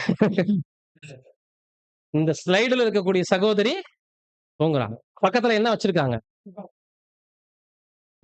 நான் சொல்லல, பிரதர் ரசலே என்ன சொல்றாருன்னா, காலையில கண் விழிக்கணும்னு சொல்லிட்டு எத்தனை மணி வேணாலும் நீங்க போட்டுக்கங்க. 3 மணியோ 4 மணியோ 5 மணியோ 6 மணியோ மொத்தம் எல்லாரும் எந்திரிக்கிறதுக்கு முன்னாடி எந்திரிக்கணும்னு நினைக்கிறவங்க அலாரம் வைப்பாங்க. அது அவங்களுடைய பழக்கம். சொல்லிட்டு என்ன சொல்றாருன்னா, இந்த குறிப்பிட்ட நேரத்துக்கு அலாரம் வைக்கும் போது அந்த அலாரம் அடிக்கும் பாத்தீங்களா, அந்த சத்தம் அவங்க காதுலயே விழுகாது. எத்தனை பேர் அனுபவிச்சிருக்கீங்க அந்த தாலாட்டை? அலார சத்தம் தூங்குறதுக்கு இன்னும் கொஞ்சம் என்ன ஆகும், பூஸ்டா இருக்கிற மாதிரி தூங்குவாங்க. கோவப்பட்டே நம்மலாம் திட்டிருக்கோம். பக்கத்துல இருக்கிறவங்களுக்கு அந்த நேரத்துக்கு எந்திரிக்க வேண்டிய அவசியம் இருக்காது. ஆனா இவங்க எந்திரிக்கிறேன்னு வச்சுட்டு 10 தடவை அலாரம் அடிச்சிட்டு இருக்கும். பக்கத்துல இருக்கிறவர் எந்திரிச்சிருவாரு. இவங்க ஆஃப் பண்ணிட்டு இதெல்லாம் கணவன் மனைவிக்குள்ள எல்லாம் பயங்கர சண்டையவே உண்டு பண்ணுவோம். ஆனா சிலர் இருக்காங்க, அலாரத்தை வச்சுட்டு இவங்க 10 தடவை எந்திரிச்சு பார்த்துட்டு இருப்பாங்க. அலாரத்தை அடிக்கவே விட மாட்டாங்க. இது ஆவியில விழுத்து இருக்கக்கூடிய இது நல்ல மனநிலை. இது ஒரு விஷயம், ஒரு இடத்துக்கு நான் போகணும், ஒரு காரியம் கட்டக்கூடாதுன்னா அலாரத்தை நான் நம்புறதே இல்லை அப்படின்னு ஃபுல் டெடிகேஷனோட இருக்காங்க பாத்தீங்களா, அவங்களை விட்டுறலாம். அலாரத்தையும் வச்சுட்டு அதை ஆஃப் பண்ணிட்டு தூங்குறது முதல் ஒரு காரியமாக நம்ம கவனிக்கிறது. பிரதர் என்ன சொல்றாருன்னா, ஞானத்தை பெறாத உலக மனிதர்களிடம் இது காணப்படுவது பெரிய விஷயமே இல்லை. அவங்க எந்திரிச்சாத்தா என்ன, எந்திரிக்காட்டித்தா என்ன, வேலைக்கு போனாத்தா என்ன, அதுல தோத்தாத்தா என்ன, ஜெயிச்சா என்ன, அதுல அது ஒரு இலக்கே கிடையாது. லைஃப் ஏதோ வாழ்ந்துட்டு இருக்கோம்னு ஓடிட்டு இருக்காங்க. அவங்க லைஃப்ல அலாரம் வைக்கிறதும், எந்திரிக்கிறதும், எந்திரிக்காம போறதும், குறிப்பிட்ட நேரத்தை ஃபாலோ பண்றதும், இந்த நேரத்துக்கு நான் தூங்க போகணும், இந்த நேரத்துல நான் எந்திரிச்சிடணும், இவ்வளவு வேலைகளை இந்த நாள்ல நான் என் வாழ்க்கையில அசெம்பிள் பண்றது, இந்த மாதிரியான ஒரு ஷெட்யூல் போடுறேங்கிறது அவங்க வாழ்க்கையில இல்லாம இருக்கலாம். ஆனால் ஒரு புது சிருஷ்டி வாழ்க்கையில கட்டாயம் வேணுமான்னு கேட்டீங்கன்னா, ஆண்டவருடைய நாட்கள்ல வாட்சே இல்ல, அலாரமே இல்ல. அவர் எப்படி எந்திரிச்சார் அதிகாலையில இருட்டோட? விழித்து தனிமையில சீசர்களை எல்லாம் விட்டுட்டு போறாருனாலே இப்ப சீசர்கள் தூங்கிட்டு இருந்தாங்கன்னு தானே அர்த்தம். அவருக்கு முழிப்பு எப்படி வந்துச்சு? அவருடைய மைண்ட் முழிச்சிருந்துச்சு. அவருடைய சித்தம் விழிப்போடு இருந்ததுனால, அப்பா சித்தம் செய்யணுங்கிறதுனாலயே ஆட்டோமேட்டிக்கா அவருக்கு அதிகாலையில விழிப்பு வந்து உயர ஏறி போனாரா இல்லைங்களா? உயர ஏறி போறது உலக ஜனங்களுடைய சிந்தையை விட்டு மனிதர்களுடைய எல்லா பாரம்பரியங்களையும் தேவையற்ற பிரயாசங்களையும் விட்டு அப்பாவோடு நெருங்கிய தொடர்பு கொள்வதை குறிக்குது. மலையேறி அவர் போறது. யாருடைய டிஸ்டர்பன்ஸ் இருக்கக்கூடாது எனக்கு. என் மனது விழிக்கக்கூடிய அந்த அதிகாலை நேரம் முதல் சந்திப்பு என் அப்பாவோடு இருக்கணுங்கிறது நமது குரு நமக்கு கத்துக் கொடுத்துட்ட மாபெரும் விஷயம். இப்ப இதை எப்படி பைபிள்ல எழுதியிருக்கா? நமக்கு கட்டளையா? இதெல்லாம் எங்க சுயாதீனம் பிரதர். அந்த புது சிருஷ்டிக்கு கிறிஸ்து தந்த மகிமையான சுயாதீனம்ன்ற ஒரு வார்த்தையை பிடிச்சிட்டு எந்த கட்டுப்பாட்டையும் வைக்கக்கூடாதுங்கிற ஒரு குரூப் கூட இருக்கு. எங்களுக்கு யாரும் எதுவும் சொல்லிடக்கூடாதுன்னு கூட இல்ல. அப்படி இருந்தா அதுதான் மதில் இடிந்த பாலான பட்டணம் போல நம்ம லைஃப் போயிடும். அதிகாலையில எழுந்திருக்கிறதே தேவனை கண்டடையக்கூடிய மாபெரும் ஆசீர்வாதம் இல்லைங்களா? அது எவ்வளவு பேர் ருசிக்கிறோம். பெயர் சபையில இருக்கும்போது தூங்கி தூங்கி விழுவோம். 4 மணிக்கு போய் பெயர் சபையில உட்கார வைப்பாங்க. கண்ட்ரோல் பண்ணி கூட்டிட்டு போவாங்க. இல்லைன்னா பாஸ்டர் திட்டுவாருங்கிற பயம் இருந்துச்சு அங்க கூட. ஆனா இங்க எல்லாருக்கும் கிறிஸ்து தந்த மகிமையான சுயாதீனம் நிறைய முடிச்சுக்களை அவுத்துச்சு. அதுல கீழ்ப்படிதல் பயபக்தியும் இல்லாம நமக்குள்ள போயிடுச்சு. செஞ்சு பாருங்க. அன்றைய நாளை நீங்க எந்த அளவுக்கு பர்ச்சேஸ் பண்ணுவீங்கன்னு தெரியும் உங்களுக்கு. காலையில எளிமையாக சீக்கிரமாக கண் விழித்து முதல்ல தேவனோடு தொடர்பு கொண்டு மற்ற வேலைகள்லாம் அப்புறம் செஞ்சு பாருங்க. அந்த நாள்ல 24 மணி நேரம் உங்களுக்கு 48 மணி நேரமாக தெரியும். அதே 10 மணிக்கு அலாரத்தை 10 தடவை ஆஃப் பண்ணிட்டு தூங்கி எந்திரிச்சு பாருங்க. அந்த அந்த முதல் தோல்வி மாதிரி அந்த நாள் முழுவதும் எல்லாத்துலயும் தோப்பீங்க.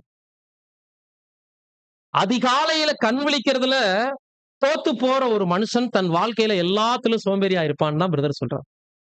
இவங்களால லைஃப்ல எந்த விஷயத்திலையுமே நல்ல ஒரு பாத்திரமாக இருக்க முடியாதுங்கிறார். தூக்கத்தை கண்ட்ரோல் பண்ணாத ஒரு மனுஷன் எப்படி பாருங்க வேத வசனங்களை கவனிங்க. அடுத்து நீதிமொழிகள் 6, 10, 11. இன்னும் கொஞ்சம் தூங்கட்டும், இன்னும் கொஞ்சம் உறங்கட்டும், இன்னும் கொஞ்சம் கைமுடக்கி கொண்டு நித்திரை செய்யட்டும் என்பாயோ, உன் தரித்திரம் வழிபோக்கனை போலவும் உன் வறுமை ஆயுதம் அணிந்தவனை போலவும் வரும். இன்னும் கொஞ்சம்ங்கிற வார்த்தை எதை குறிக்குது தெரியுங்களா? எந்திரிக்கணுங்கிற சிந்தை வந்த பின்னாடி, நாம எந்திரிக்கணும் இந்த கடமையை செய்யணுங்கிற எண்ணம் அலாட் வந்த பின்னாடியும் இன்னும் ஒரு 10 நிமிஷம், இன்னும் ஒரு 1/4 மணி நேரம், இன்னும் ஒரு 1/2 மணி நேரம். நல்லா கவனிங்க. இதை நீங்க வேற மாதிரி புரிஞ்சுக்க கூடாது. ஒருவேளை நைட் டியூட்டி பார்த்துட்டு பகல் தான் தூக்கம் அப்படின்னு இருக்கிறவங்களோட இதை நீங்க ஒப்பிட வேண்டாம். தூங்குறதுக்கு நேரமே கிடைக்காம எப்போதாவது தூங்குறவங்க அவங்களோட இதை ஒப்பிட வேண்டாம். ஆர்டர் படி நல்ல நேரம் கிடைச்சு இவ்வளவுதான் நம்ம தூங்கணும், இவ்வளவு முழிச்சிருக்கணும், இவ்வளவு வேலைகள்ல ஈடுபடணும், இப்படின்னு ஃபாலோ பண்ணக்கூடிய எல்லா சூழ்நிலைகளும் இருந்து இதை சுபாவமாக வச்சிருப்பாங்க பாத்தீங்களா? பிரதர் யாரை குறிச்சு தான் பேசுறாரு அப்படின்னா, சின்ன சின்ன தவறுகளா இருக்கட்டும், அது பெரிய மிஸ்டேக்கா இருக்கட்டும், எப்பவாவது நடக்கிறது தப்பு கிடையாது, அது சந்தர்ப்பம். ஆனா தவறுகளை ஹேபிட்டாவே வச்சிருப்பாங்க பாத்தீங்களா? இவர்கள் ராஜ்யத்தை ஒருபோதும் சுதந்திரிக்கவே மாட்டார்கள்னு சொல்றாங்க. கன்னடக்கத்துல அதிகாலையில கண் விழிக்கிறதுல என்ன பண்ணிடுறாங்க? தோத்து போறதன் மூலமா என்ன நடக்குதுன்னா தரித்திரப்பட்டு போயிடுவாங்கன்ற. எந்த தரித்திரம்? ஆவிக்குரிய வாழ்க்கையில ஆவியின் கனிகளை பெறக்கூடிய அருமையான கிருபையின் ஆவியில வளர்றதுலயும் அவங்க தரித்திரம் அடைஞ்சிருவாங்க. பூலோக விஷயத்திலேயே லாஸ்ட் தான். பூலோக விஷயத்துல நமக்கு கிடைக்கக்கூடிய அன்றாட தேவைகளுக்கான சில விஷயங்கள் இருக்கு இல்லையா? தூக்கத்தினால் அதுவும் கூட தடைபடுது இல்லைங்களா? தரித்திரம் எப்படி வருதா? ஆயுதம் அணிந்தவனை போல வரும். சோல்ஜர்ஸ் மாதிரி வந்து நிக்குது. டக்குன்னு AK-47 வச்சுட்டு வந்து நம்ம முன்னாடி ஒருத்தர் திடீர்னு எப்படி இருக்குமோ அந்த மாதிரி நம்ம மேல வரக்கூடிய அட்டாக் எப்படி இருக்குமா? தூங்கி தூங்கி நேரத்தை வீணாக கழிக்கிறவங்களுக்கு வறுமை ஆயுதம் அறிந்தவனை போல வருமா? தரித்திரம் வழிபோக்கனவ போல வரும். கேஷுவலா வரும்ன்றார். 2 விதத்திலேயும் லாஸ் தான். அப்ப தன் ஆவியை அடக்கிறதுல முதலாவது தூக்கம் முன்னிலை வகுக்கிறது. ஒரு புது சிருஷ்டி இவ்வளவு நேரம் தான் தூங்கணுங்கிறதுல ஒரு வகையறை இருக்கணுங்கிறாரு. அந்த தூக்கத்தினால் பல்வேறு கடமைகளை நம்ம இழந்துடக்கூடாது.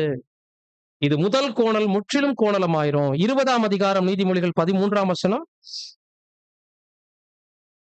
தூக்கத்தை விரும்பாதே, விரும்பினால் தரித்திரன் ஆவாய். கண் விழித்திரு, அப்பொழுது ஆகாரத்தினால் ஆவாய். பாத்தீங்களா? அதுலயே ஆன்சர் இருக்கு பாரு. கண் விழித்திருக்கும் போது தெய்வீக ஆகாரத்தினால் நம்ம திருப்தியாக்கப்படுவோம். தூக்கத்தையே வேண்டாம் தேவன் சொல்லல. தூக்கம் என்பது சராசரி மனிதனுக்கு அத்தியாவசியமான ஒன்று. உணவு மாதிரி, தண்ணீர் மாதிரி. ஆனால் தூக்கத்தையே விரும்புறத சிலர் சொல்லுவாங்க இல்லைங்களா, எனக்கு தூங்குறது ரொம்ப பிடிக்கும். பிராக்டிக்கலாவே மாம்சத்தை ஒரு சோம்பலுக்குள்ள கொண்டு போயிருந்தீங்களா? தூங்கி தூங்கி எந்திரிக்கிறது. உறக்கம் என்ற ஒரு விஷயம் தேவைக்கு இருந்தா ஓகே. தூங்குறதையே சுபாவமாக வைத்திருக்கிறவர்கள், ஆவியை அடக்க தோற்று போன நபர்கள். இதுதான் முதல் டெஸ்டே நம்ம லைஃப்ல.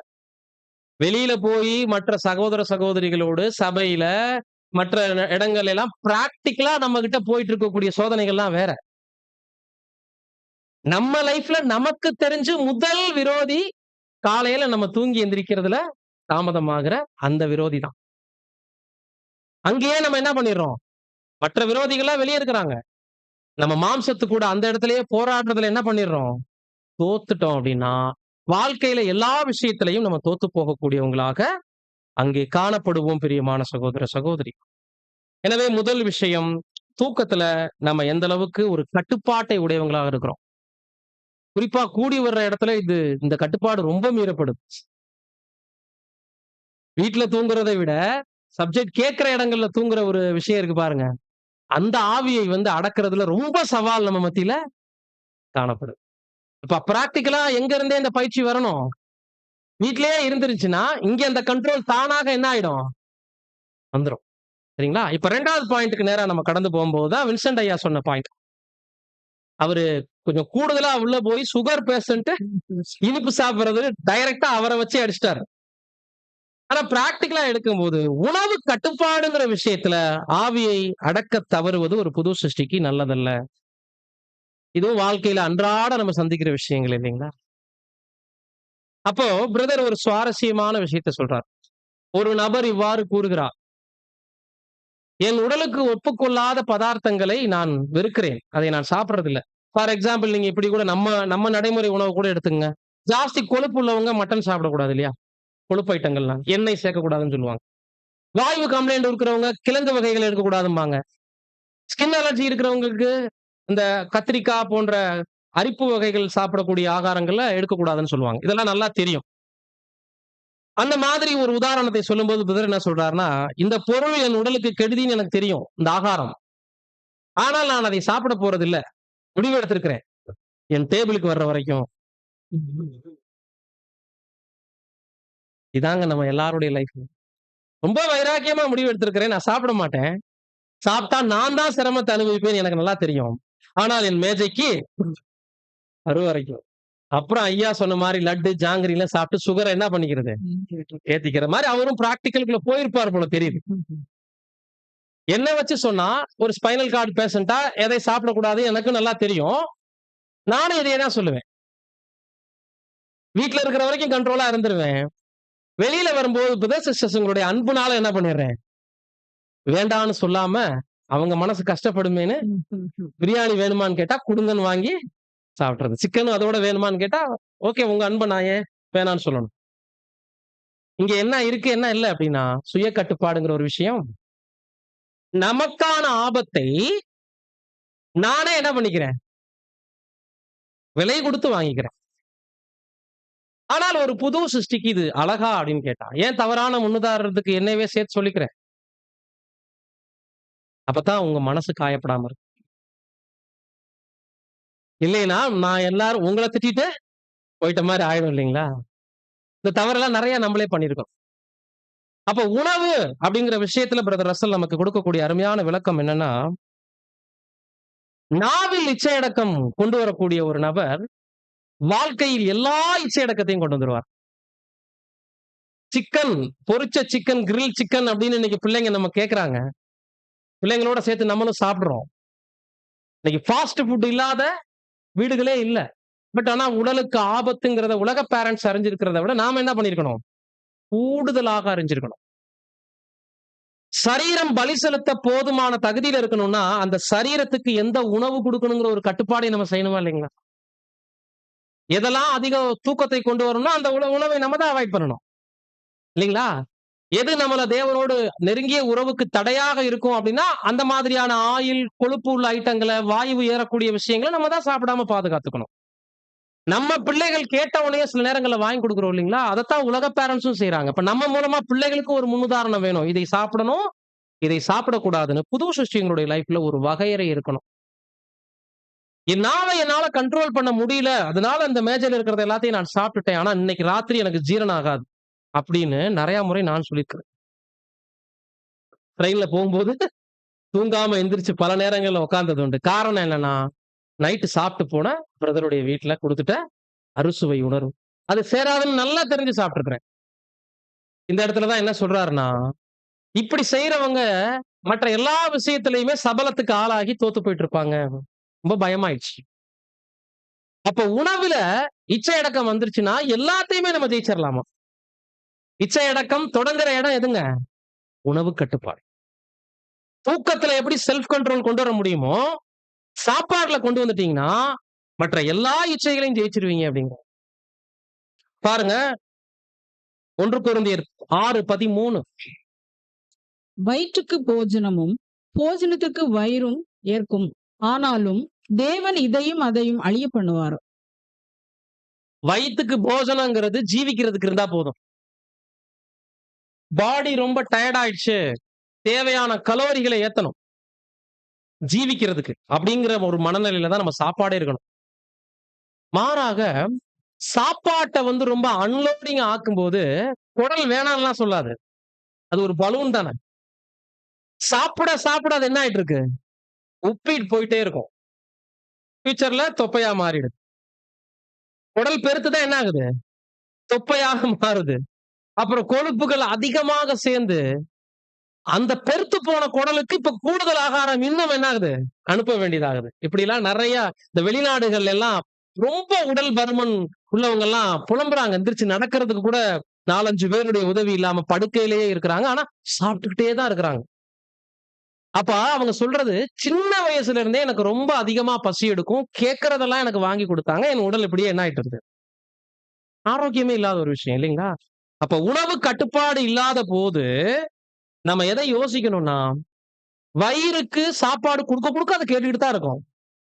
போஜனத்தோட வயிறு கெமிஸ்ட்ரி ஆயிருது. வயிறோட போஜனம் ஒத்து போகுது. 2யுமே தேவன் இல்லாம பண்ணிடுவாருங்கிறத மறந்துடக்கூடாது. ஏன்னா இதுல தேவ சித்தம் செய்ய முடியாத அளவுக்கு அதிகப்படியான சோம்பேறித்தனம், அதிகப்படியான போஜனத்தினால கூட வரும்.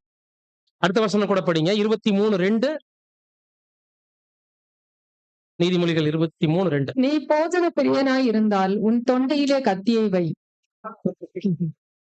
இந்த வசனம் எல்லாம் கண்ணிலேயே பட்டதில்ல. இந்த பாடத்தை படிச்சிட்டு இருக்கும்போது திடீர்னு வந்துச்சு. அது நல்லா இருந்துச்சு. நம்ம சொல்றதுக்கு மேல பயங்கரமா இருக்கு பாருங்க. சாப்பாட்டு பிரியரா இருந்தா அடுத்தவங்க தொண்டையில இல்ல. நான் போஜன பிரியனா இருந்தா என் தொண்டையில தான் என்ன பண்ணணுமா? கத்திய வைக்கணும். ஆனா நம்ம என்ன பண்ணிருவோம் சில நேரங்கள்ல, மத்தவங்க தொண்டையில தான் கத்தி வச்சிருவோம். கத்தி வைக்கிறதுல என்னங்க? ஆவிக்குரிய பட்டயத்தை தான் நம்ம வச்சு நம்மள கண்ட்ரோல் பண்ணணும். இது சாப்பிடுறதன் மூலமா எனக்கு எந்த விதத்திலயும் ஆவிக்குரிய நன்மைகள் இல்ல. ஜாஸ்தி கனநித்திரை ஆவி கூட. அடுத்த வசனம் கூட படிங்க. 23, 21.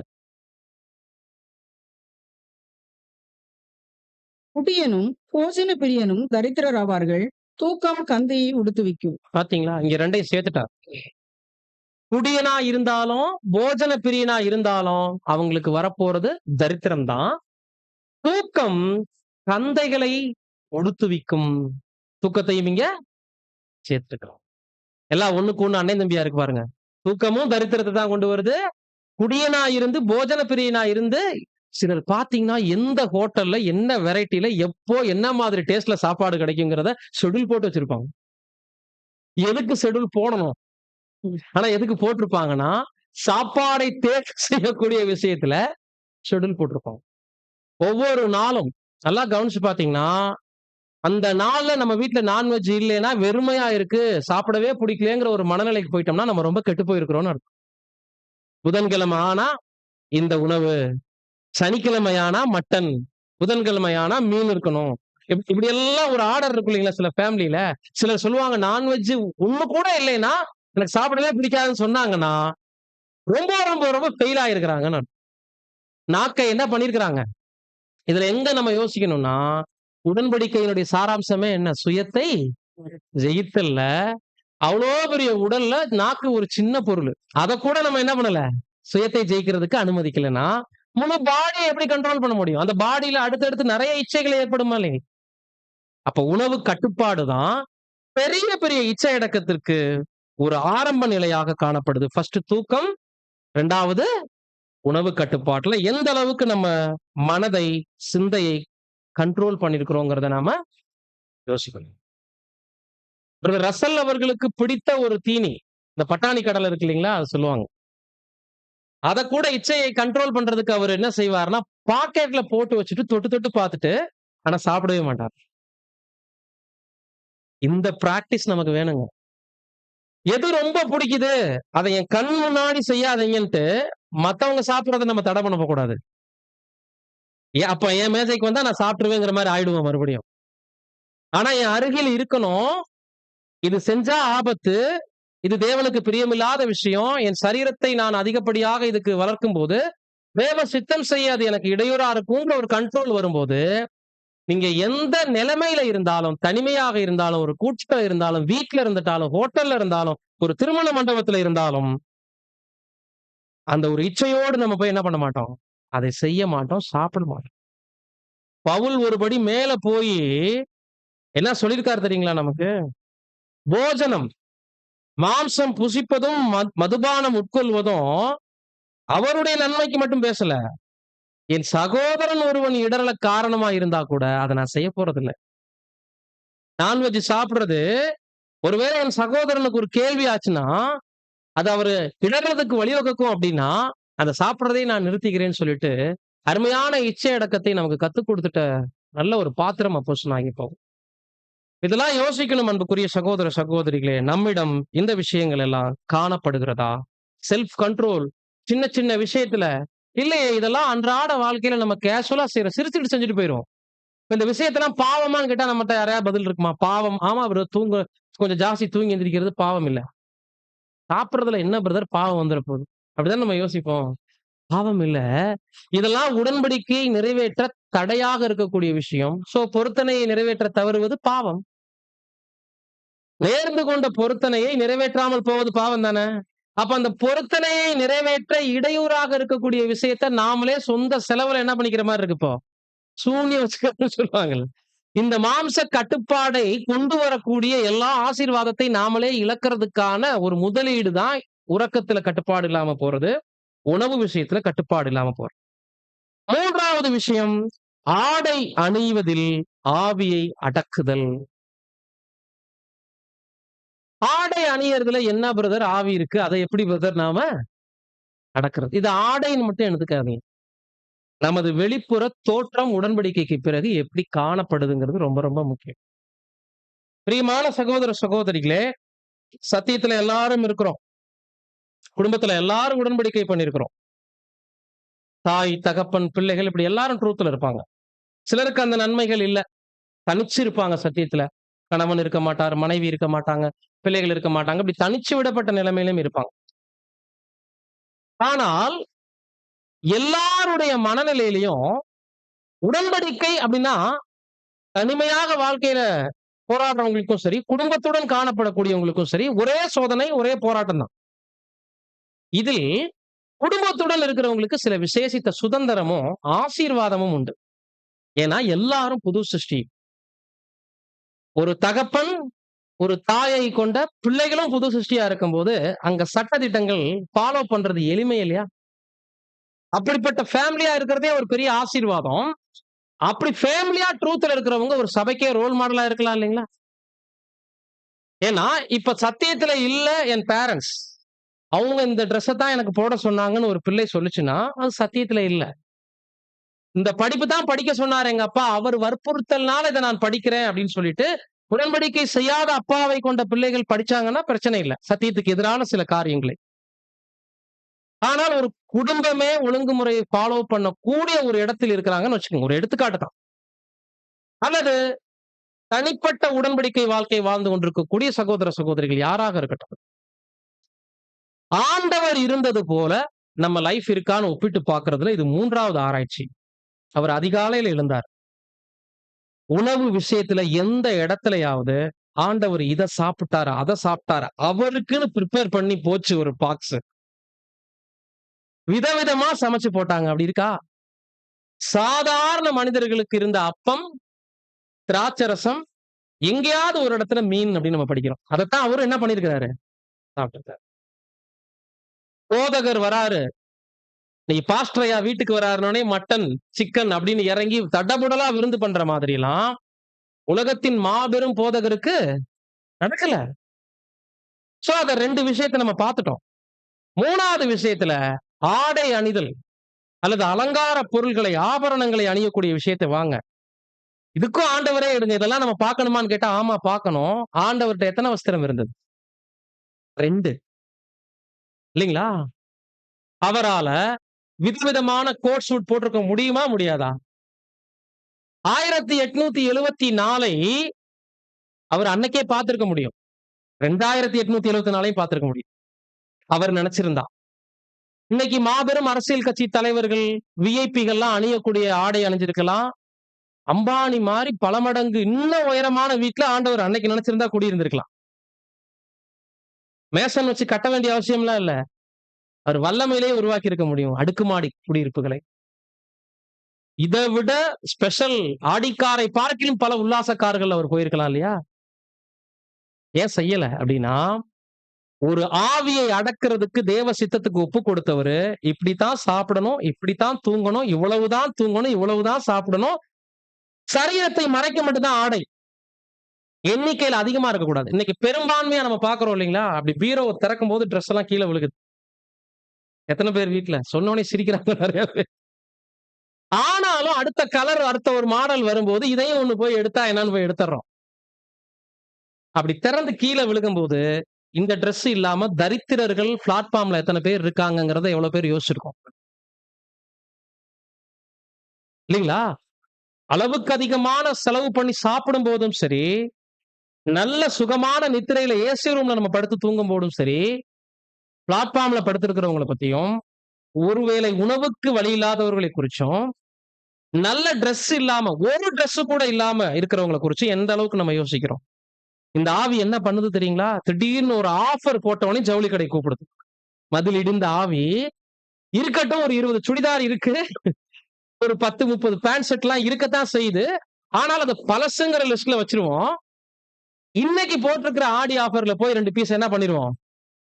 கம்மியா போட்டிருக்காங்கல்ல, இந்த மாடலுக்கு தகுந்த மாதிரி நம்மளும் மாறிக்கலாம். இது புது சிருஷ்டி மைண்ட் இல்ல. ஃபேஷன்ங்கிறது ஒரு சுழற்சி தான். அது உலகத்தாருக்கு சொல்லுவாங்க. 80ஸ்ல இந்த மாடல், 90ஸ்ல இந்த மாடல், 2K கிட்ஸுக்கெல்லாம் இந்த மாடல். உலகம் அதெல்லாம். புது சிருஷ்டிக்கான பர்பஸ் என்னன்னா, டிரெஸ் என்பது நமது உடலை மறைக்க மட்டுமே. தேவ சித்தம் செய்யறதுக்கான ஒரு பாதுகாப்பு கவசம். இந்த மாம்சத்துல நம்ம இருக்கிற வரைக்கும் நம்ம உடலை மறைக்கிறது. அதனாலதான் அவர் அங்கி அணிந்திருந்தார் நம்ம பார்க்கணும். சரியான காலகட்டம் அவர் வாழ்ந்து காமிச்ச அந்த ஒரு மாடல் பாருங்க. நமக்கு எலக்ட்ரிசிட்டி இல்ல, எலக்ட்ரானிக் இல்ல, நல்ல குடியிருப்பு வீடு இல்ல, யூனிவர்சிட்டி இருந்ததா? அவர் போய் படிச்சார், அவ்வளவு பெரிய படிப்புகள் படிச்சார். ஆனாலும் தேவனுடைய சித்தத்தை செய்வதில் தலை அவரு. இன்னைக்கு நம்ம மனசு இந்த ஆடை அணியக்கூடிய விஷயங்கள்ல பிறரை இடரும்படி நடந்துக்கிறோமா? யோசிப்பாங்க. புது சிருஷ்டியினுடைய ஹேர் ஸ்டைல் கூட புது சிருஷ்டி மாதிரிதான் இருக்கணும். தலையில காலிஃபிளவர் முளைச்சு வந்த மாதிரி எல்லாம் வைக்க கூடாது. உலக பசங்க, கண்டித்து வளர்க்கப்படாத பசங்க முழங்காலுக்கு மேல ஏத்தி இந்த டைட் பேண்ட் போட்டு அப்படி ஒரு ரவுடி தோரணையில போவாங்க பாருங்க. புள்ளிங்கோ. அந்த புள்ளிங்கோ வேற்று கிரக வாசிகள் மாதிரி இங்க வரக்கூடாது. இது சத்தியம் இருக்கிற இடம். சோ அப்படி செஞ்சிருக்காங்கன்னா அது உடன்படிக்கையை புரிஞ்சு கொள்ளல. நானும் பேருக்கு என்ன பண்ணிருக்கிறேன்? எங்க பேரண்ட்ஸ் ட்ரூத்ல இருக்கிறாங்க, நானும் உடன்படிக்கை பண்ணிருக்கிறேன். இதெல்லாம் இங்க காணப்படவே கூடாது. வெளிப்புற தோற்றம், நம்ம போடுற ஜுவல்ஸ் இல்லாதவங்களுடைய மனசை எவ்வளவு காயப்படுத்தும்னு யோசிக்கிறோமோ, சத்தியத்துல இருக்கக்கூடியவங்க எந்த அளவுக்கு சிம்பிளா இருக்கணும் சகோதர சகோதரிகள் மத்தியிலங்கிறதையும் யோசிக்கணும். முதலாவது, இருக்கக்கூடிய விதத்தில் பகட்டாக ஆடை அணிவதே இல்லாதவர்களுடைய மனதை காயப்படுத்துதுங்கிறத பிராக்டிகலா யோசிக்க தெரிஞ்ச நாம, சத்தியத்தில் நம்ம நடை, உடை, பாவனை, நம்ம போடக்கூடிய அணியக்கூடிய உடை வரைக்குமே கர்த்தரை பிரதிபலிக்கக்கூடியதாக இருக்கணும். பெயர் சபையில தான் இன்னைக்கு ரோவா பிரிச்சு வச்சிருக்காங்க. விஐபிக்கு ஒரு வரிசை, மிடில் கிளாஸ் ஃபேமிலிக்கு ஒரு வரிசை, மண் தரை ஒரு. சபைகள்ல போய் பிச்சை எடுக்கிறவங்க இருக்கிறாங்க, பிச்சைக்காரங்களுக்குன்னு ஒரு வரிசை. இங்க நம்ம எல்லாரும் ஒரே ஆவி, ஒரே சரீரம் என்று சொல்லும்போது, வெளிப்புற தோற்றத்திலும், உணவிலும், உறக்கத்திலும், எல்லா விஷயத்திலையும் ஒரு புது சிருஷ்டியா நம்ம இல்ல அப்படின்னா, அந்த உலகத்திற்கு ஒத்த வேஷம் தான் அது. உலக பசங்க மாதிரியே, பிள்ளைகள் மாதிரியே நம்ம ஆடை அணிகிற விஷயத்திலையும், தோற்றத்திலும், நகை அணிவதிலையும் காணப்படுறோம். பல மணி நேரம் சிகை அலங்காரங்களுக்கு முக்கியத்துவம் கொடுக்கிறோம்னா எப்படி புது சிருஷ்டின்னு சொல்ல முடியும் நம்மள? இல்லைங்களா? இதுலதான் செல்ஃப் கண்ட்ரோலர் அநேகர் மேக்சிமம் இழக்கிறாங்க. அப்ப அதிகப்படியான பொருள் சேர்க்கிறது கூட இந்த ஆடை அணிதல்ல வருது. பாருங்க, நீதிமொழிகள்ல தான் இருக்கு எல்லா அட்வைஸுமே. 15:16. சஞ்சலத்தோடு கூடிய அதிக பொருளிலும் கர்த்தரை பற்றும் பயத்தோடு கூடிய கொஞ்ச பொருளே உத்தமம். பாத்தீங்களா? ஜாஸ்தி சேர்த்து வச்சிட்டீங்கன்னா அது நம்ம மனசாட்சியை உறுத்தும். இது நமக்கு இவ்வளவு தேவையா? ஆனா வாங்கிட்டோமே. இச்சையடக்கம் இல்லாமல் நம்ம சில காரியங்களை செய்யும் போது தேவன் அதை தடை பண்ண மாட்டாரு. ஆனா அது சேர்ந்துகிட்டே வந்து தகுதிக்கு மீறி நம்ம வீட்டுல இருக்கும்போது நம்ம மனசாட்சி அது குத்திக்கிட்டே இருக்கு. இது நான் செஞ்சிருக்க கூடாதே, இது ஏன் என்கிட்ட இருக்கு, இல்லாதவங்கள்ட்ட யாருக்காவது போயிருக்கலாமே, அப்படி நம்மளுடைய மனசாட்சி சஞ்சலத்தோட தான் அதை அனுபவிக்கும். அப்படி அநேக பொருளை பார்க்கிலும் தேவ பயத்தோடு, கர்த்தரை பற்றும் பயத்தோடு கூடிய கொஞ்சம் பொருள் இருந்தாலே போதும், மனசாட்சியில நிம்மதியா இருக்கலாம். இன்னைக்கு அம்பானி சொல்றாரு, மாபெரும் விஐபிகள் சொல்றாங்க, பல கோடியில் புரண்டாலும் நிம்மதியான தூக்கம் இல்லை. அப்போ பொருளோ, ஆடை அணிதலோ, உல்லாசமான வாழ்க்கையோ சந்தோஷத்தை சமாதானத்தை கொண்டு வருதானா? இல்ல. கர்த்தர் வாழ்ந்த வாழ்க்கை தான் உண்மையான துறவி வாழ்க்கை. இன்னைக்கு சமுதாயத்தில் நம்ம பார்க்கக்கூடிய துறவிகள்லாம் ஏமாத்துற துறவிகள். 2 வஸ்திரம், சொந்த வீடு இல்ல, உலகத்திற்கு ஏற்ற ஒத்த வேஷம் இல்ல, எல்லாவற்றிலும் ஒரு சிம்பிளான ஒரு மனநிலை. அவருடைய சரீர அவயம்னா ஆடை அணிவதிலும், உணவு சாப்பிடுறதிலும், உறக்கத்திலும், எல்லாவற்றிலும் செல்ஃப் கண்ட்ரோல் ரொம்ப ரொம்ப முக்கியம். 1 பேதுரு 3ஆம் அதிகாரம் வசனம் 3, 4. மயிரை பின்னி பொன் ஆபரணங்களை அணிந்து உயர்ந்த வஸ்திரங்களை உடுத்துக் கொள்தலாகிய புறம்பான அலங்கரிப்பு உங்களுக்கு அலங்காரமாயிராமல் அழியாத அலங்கரிப்பாயிருக்கிற சாந்தமும் அமைதலும் உள்ள ஆவியாகிய இருதயத்தில் மறைந்திருக்கிற குணமே உங்களுக்கு அலங்காரமா இருக்க கடவுது. சோ அலங்காரத்திற்கு முக்கியத்துவம் கொடுக்காதீங்கன்னு சொல்ல வர. மயிரை பின்றது, பொன் ஆபரணங்களை அணிந்து உயர்ந்த வஸ்திரங்களை உடுத்திக் கொள்வதெல்லாம் பழைய ஏற்பாட்டுல இருந்துச்சு. அது எதற்கான நிழலாக புதிய ஏற்பாட்டுல காணப்படுது, காட்சியாக இருக்கிறதுங்கும் போது, அந்த ஈசாக்கின் திருமணத்துல நம்ம பாக்குறோம் இல்லைங்களா, அவங்க அணிஞ்சிருந்தது எல்லாமே நீதியின் வஸ்திரத்துக்கு அடையாளமாக இருக்கு, நிச்சயதார்த்தத்துக்கு நிழலாக காணப்படுது. அழகு, உள்ளம் சார்ந்த அழகை குறிக்குதுன்னு படிக்கிறோம் இல்லைங்களா. புது சிருஷ்டிகளுக்கு இந்த சகல காரியங்களும் உள்ளத்துக்குள் மறைந்திருக்கக்கூடிய அலங்கரிப்பு தான் முக்கியமானது. நமது தோற்றங்களை பார்த்து தேவன் சபை வாய்ப்பு நமக்கு கொடுக்க போறதில்ல. எந்த சகோதர சகோதரிகளும் நம்முடைய தோற்றத்தை பார்த்து நம்ம கிட்ட பழக போறதும் இல்லை. ஒரு உடல் அமைப்பை எந்த அளவுக்கு நாம ஒரு நாகரீகமாக நீட்டா வச்சுக்க முடியுமோ வச்சுக்கலாம். அலங்கரிப்புக்கே முக்கியத்துவம் கொடுத்துட்டு இருக்க கூடாது. சாந்தமும் 2வது வசனம் படிச்சீங்களா? அடுத்த வசனம் அது படிங்க மறுபடியும். அழியாத அழியாத அலங்கரிப்பு, அண்டர்லைன் பண்ண வேண்டிய வார்த்தை. சாந்தமும் அமைதலும் உள்ள ஆவியாகிய இருதயத்தில் மறைந்திருக்கிற குணமே உங்களுக்கு அலங்காரமா இருக்க கடவுள். சோ இத அலங்கரிக்கிறதுக்கு ஆவியை அடக்குதல் ரொம்ப முக்கியம். சாந்தம், அமைதல், பொறுமை, சகிப்புத்தன்மை, விட்டு கொடுத்தல் ஆகிய ஆவியின் குணங்கள் உள்ளத்துக்குள்ள வளரணும் அப்படின்னா இதை அலங்காரப்படுத்துறதுக்கு நிறைய நம்ம படிக்க வேண்டியது இருக்கு. நிறைய சுயத்தை கட்டுப்பாடு பண்ண வேண்டியது இருக்கு. மாறாக கண்ணாடி முன்பாக நிற்கக்கூடிய அலங்காரம் கலைஞ்சு போயிரும். அது கொஞ்ச நேரம் நம்மை நாமே ஏமாற்றிக் கொள்வது, அதுல எந்த பிரயோஜனமும் இல்லை. அந்த அலங்கரிப்பு எதற்கு நிழலா இருக்குன்னா அமைதல், சாந்தம், சுயத்தை ஜெயித்தல் போன்ற அருமையான குணலட்சண வளர்ச்சிக்கு எடுத்துக்காட்டாக காணப்படுகிறது. ஆக 3வது விஷயம் ரொம்ப ரொம்ப முக்கியம். புது சிருஷ்டிகள் ஒன்றாக கூடி வர்ற இடத்துல தங்களுடைய ஆடை அணிகலன்கள், நம்ம அணியக்கூடிய அந்த ஜுவல்ஸ் போன்ற காரியங்கள்ல ரொம்ப சிம்பிள், ரொம்ப ரொம்ப முக்கியம். யாருக்கும் இடரல் ஏற்படாதபடிக்கு ஜாக்கிரதையாக நம்ம இருக்கணும். 4வது விஷயம், பணம் சம்பாதிக்கக்கூடிய அல்லது பொருளாதாரத்தில் முன்னேறக்கூடிய விஷயத்துல தன்னடக்கம், ஆவியை அடக்குதல். முன்னாடி பார்த்துட்ட 3 விஷயத்துல கூட சகோதர சகோதரிகள் ஜெயிச்சிடலாம். இதுலதான் நிறைய பேர் இன்னைக்கு தோத்து போறாங்க. மேக்சிமம் எல்லாருக்கும் விபத்து நடக்கக்கூடிய இடம் பொருளாதாரம், ஐஸ்வர்யத்தை சம்பாதிக்கிறதா. ஏன்னா இது மனிதனுடைய வாழ்க்கையில இன்னைக்கு இன்றியமையாத தேவைகள்ல ஒண்ணாயிடுச்சு. பணம் இல்லைன்னா எதுவுமே செய்ய முடியாது. இன்றைக்கு தேவனுடைய ஊழியத்தை செய்யறதுக்கும் கூட பணம் என்பது ஒரு முக்கியமான விஷயமாக மாறிடுச்சு. மாற்றுக்கிறது இல்ல. பணம் காசை பொறுத்த மட்டில் கர்த்தருடைய நாட்கள்ல ஊழியங்களுக்கு காணிக்கை பெறப்பட்டதுதான். அப்போஸ்தலனுடைய நாட்கள்ல ஆஸ்தி அந்தஸ்தெல்லாம் கூட வித்து போட்டு பொருளாதாரம் இல்லாமல் ஊழியங்களை செய்யல. ஆனால் ஆண்டவரோ அப்போஸ்தலர்களோ யாருமே பொருளாதாரத்தை தங்களது சொந்த தேவைகளுக்கென்று மேம்பாடுக்கென்று வைத்துக் கொள்ளல. தங்களுடைய சொந்த பூலோகத்தை தேவைகளை உயர்த்துவதற்காக பயன்படுத்திக்கல. ராஜ்ய சேவைக்காக அதை பயன்படுத்தலாம். சோ பொருளாதாரம் என்பதும் கூட உடன்படிக்கைக்கு உட்பட்டதாக இருக்கணும். இவ்வளவு சீரியஸான விஷயங்களா? இப்படியெல்லாமா நாங்க ஏதோ ஞானஸ்நானம் என்றத ஒரு பாதுகாப்பு நினைச்சு எடுத்துட்டோம் அப்படிங்கிறவங்களுக்கு இந்த பாடம் புரியாது. இப்படியெல்லாம் கட்டுப்பாடா இருக்கணும்னு நினைச்சிருந்தா ஞானஸ்தானமே எடுத்திருக்க மாட்டேங்கிறவங்களுக்கு இந்த பாடம் புரியாது. இப்படித்தான் இதுதான் உடன்படிக்கை. சுயத்தை ஜெயித்தல்ன்ற ஒரு வார்த்தையில விஷயங்களை புரிய வைக்க முடியாது. சுயத்தை ஜெயித்தல்ல இவ்வளவு இருக்கு அப்படிங்கிறது போக போகத்தான் தெரிய வரும். அப்படி பார்க்கும்போது அன்புக்குரிய சகோதர சகோதரிகளே, சிலருடைய லைஃப் எப்படி இன்னைக்கு போகுதுன்னு சொல்றாருன்னா பிரதரு, எல்லாருக்குமே நரம்பு வழியாக இந்த ரத்தத்துல என்ன முறுக்கேறிட்டு இருக்குன்னா, ஒருத்தரை ஒருத்தர் ஓவர்டேக் பண்ணி ஒருத்தரை விட ₹1 நான் சேர்த்து இன்னைக்கு சம்பாதிக்கிறேன். அம்பானிக்கு அவரை விட பெரியவர் ஒருத்தர் இருப்பார்ல உலக நாடுகள்ல, அவரை ஓவர்டேக் பண்ணணும்னு தானே மைண்ட் இருக்கும். இந்தியாவில் இருக்கிறவங்களுக்கு அம்பானியை ரீச் பண்ணணும்னு ஆசை இருக்கும்.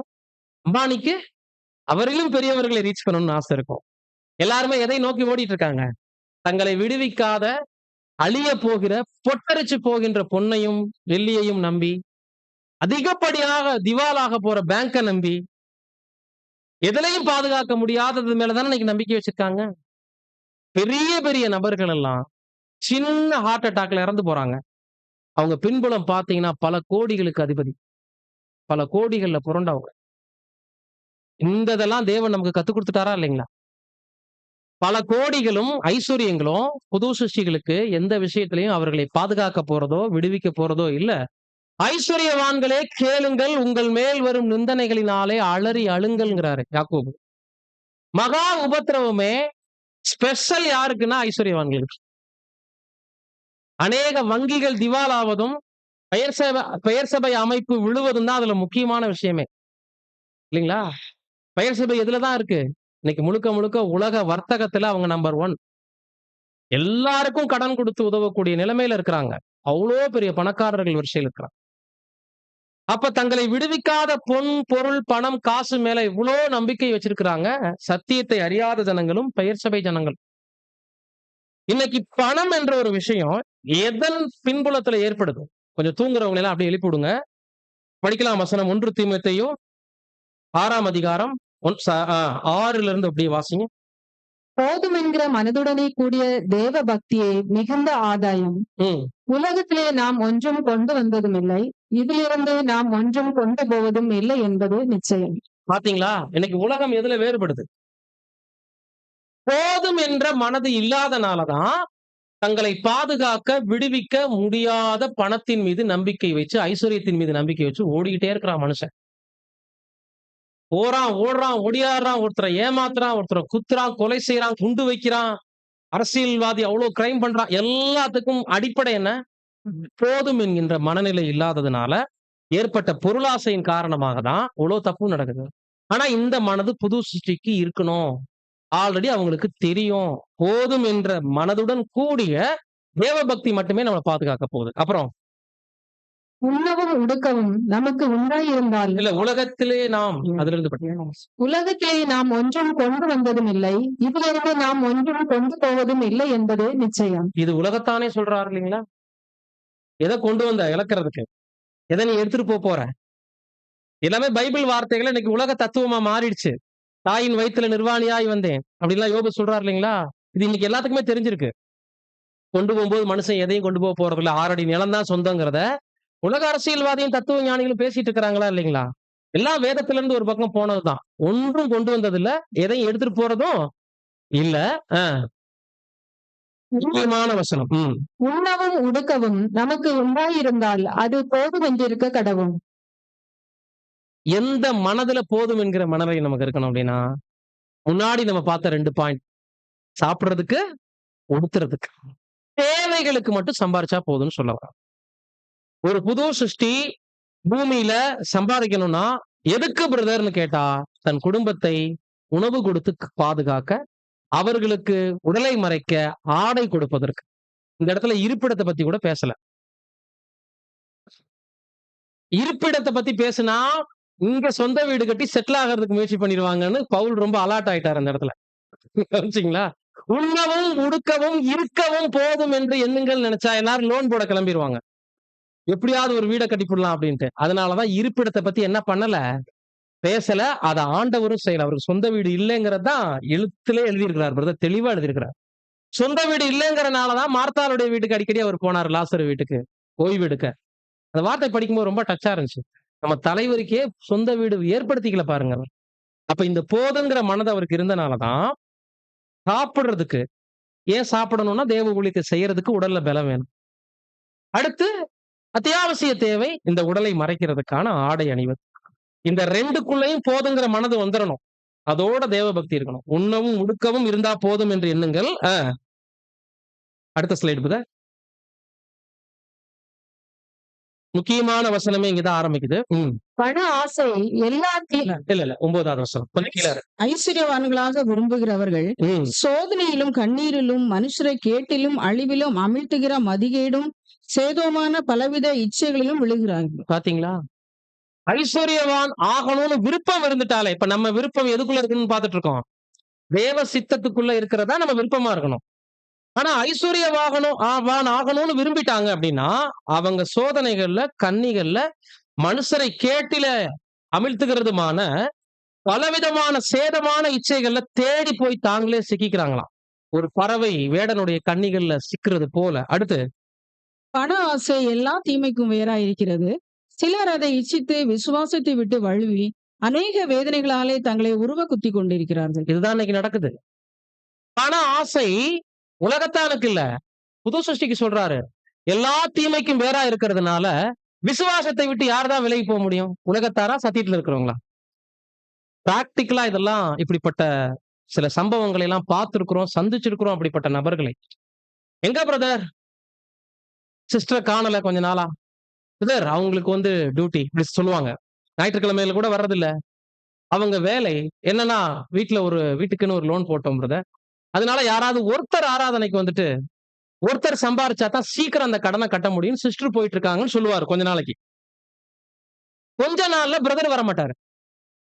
போன் அடிச்சு கேட்கும்போது, அதான் சொன்னோம்ல பிரதர், பக்கத்திலேயே இன்னொரு இடம் வாங்கிட்டோம், அதனால நானும் சேர்த்து வேலைக்கு போற மாதிரி ஆயிடுச்சு, வந்துருவோம் பிரதர், சீக்கிரம் ரெடி பண்ணிட்டு வந்துருவோம் அப்படிமாங்க.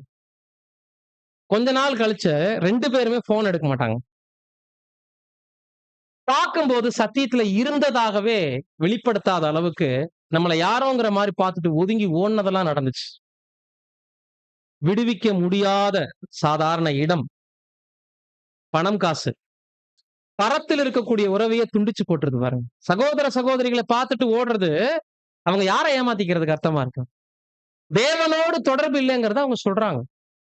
சாத்தான் எப்படிப்பட்ட வாய்ப்புகளை நமக்கு ஏற்படுத்தி கொடுப்பாங்க தெரியுங்களா? யார் எதுல அடிமைப்படுத்தப்பட்டிருக்கோமோ, எது யாருக்கு ஈஸியா வருமோ அந்த வேலையில பிஸி ஆக்கி விட்டுருவாரு நம்ம.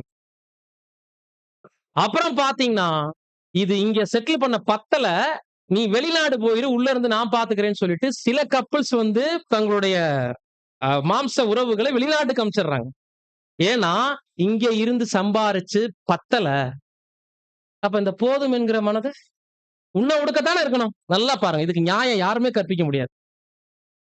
உலகத்தில் பெரிய லெவலுக்கு போகணும்னு நினைக்கிறவங்க தான் பணம் காசு சம்பாதிக்க ஆசைப்படுறவங்க. அப்படிப்பட்டவங்க தான் வெளிநாடு பணங்களையும் தேவைகளையும் நாடி போறவங்க. இது போதும் என்கிற மனதுக்கு ஒருபோதும் சொல்லாது. ஒரு பெஸ்ட்னா இன்னொரு பெஸ்ட்டுக்கு கொண்டு போகும். புரியுதுங்களா? இது இப்படி இழுத்துக்கிட்டே போய் அதுதான் சொல்றாரு, மனுஷரை கண்ணியிலும் கேட்டிலும் பலவிதமான சோதனைகள்ல இழுத்துரும். இது எல்லா தீமைக்கும் வேறுங்கிறத போடுங்க. கொலை, கொள்ளை, திருட்டு, சகல குற்றச்சாட்டுகளும், தீவிரவாதங்களும், இன்னைக்கு உலகத்துல நடக்கக்கூடிய அனைத்து கிரைமுக்கும் காரணம் பணத்து ஆசைதாங்க. பணம் இல்ல, பணத்து ஆசை. சோ ஒரு புது சிருஷ்டி செல்ஃப் கண்ட்ரோல் இந்த விஷயத்துலதான் மேக்சிமம் இழந்து போறாங்க. என்ன சொன்னாலும் அதற்கு நியாயத்தை கற்பிக்கக்கூடியவங்க என்ன சொல்றாங்கன்னா, நம்ம போயிட்டோம்னா மகாபத்திரத்துல நம்ம பிள்ளைங்க மாட்டிக்குவாங்கல்ல, அவங்களுக்காக சம்பாதிக்கிறோம். இது பாருங்க பதில. கேள்வியே அங்க ஒரு தடையாகுது பாருங்க. நீங்க எப்படி போவீங்க? முதல்ல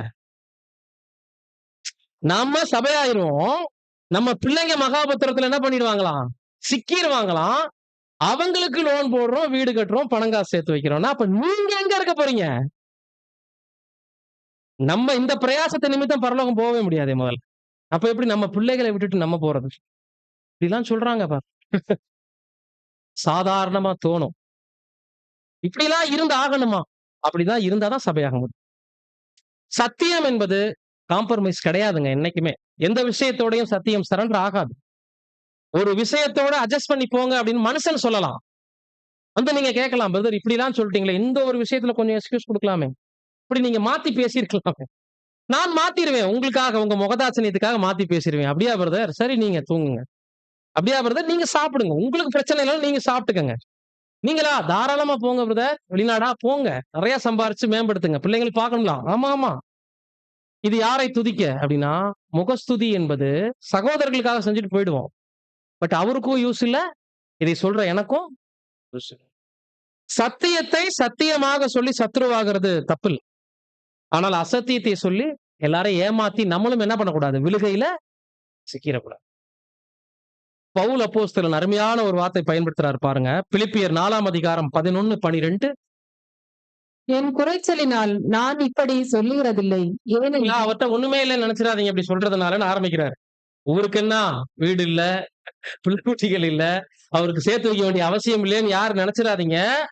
என் குறைச்சல்னால இப்படி சொல்றேன்னு நீங்க நினைச்சுக்காதீங்கன்னு சொல்லியே ஆரம்பிக்கிறாரு.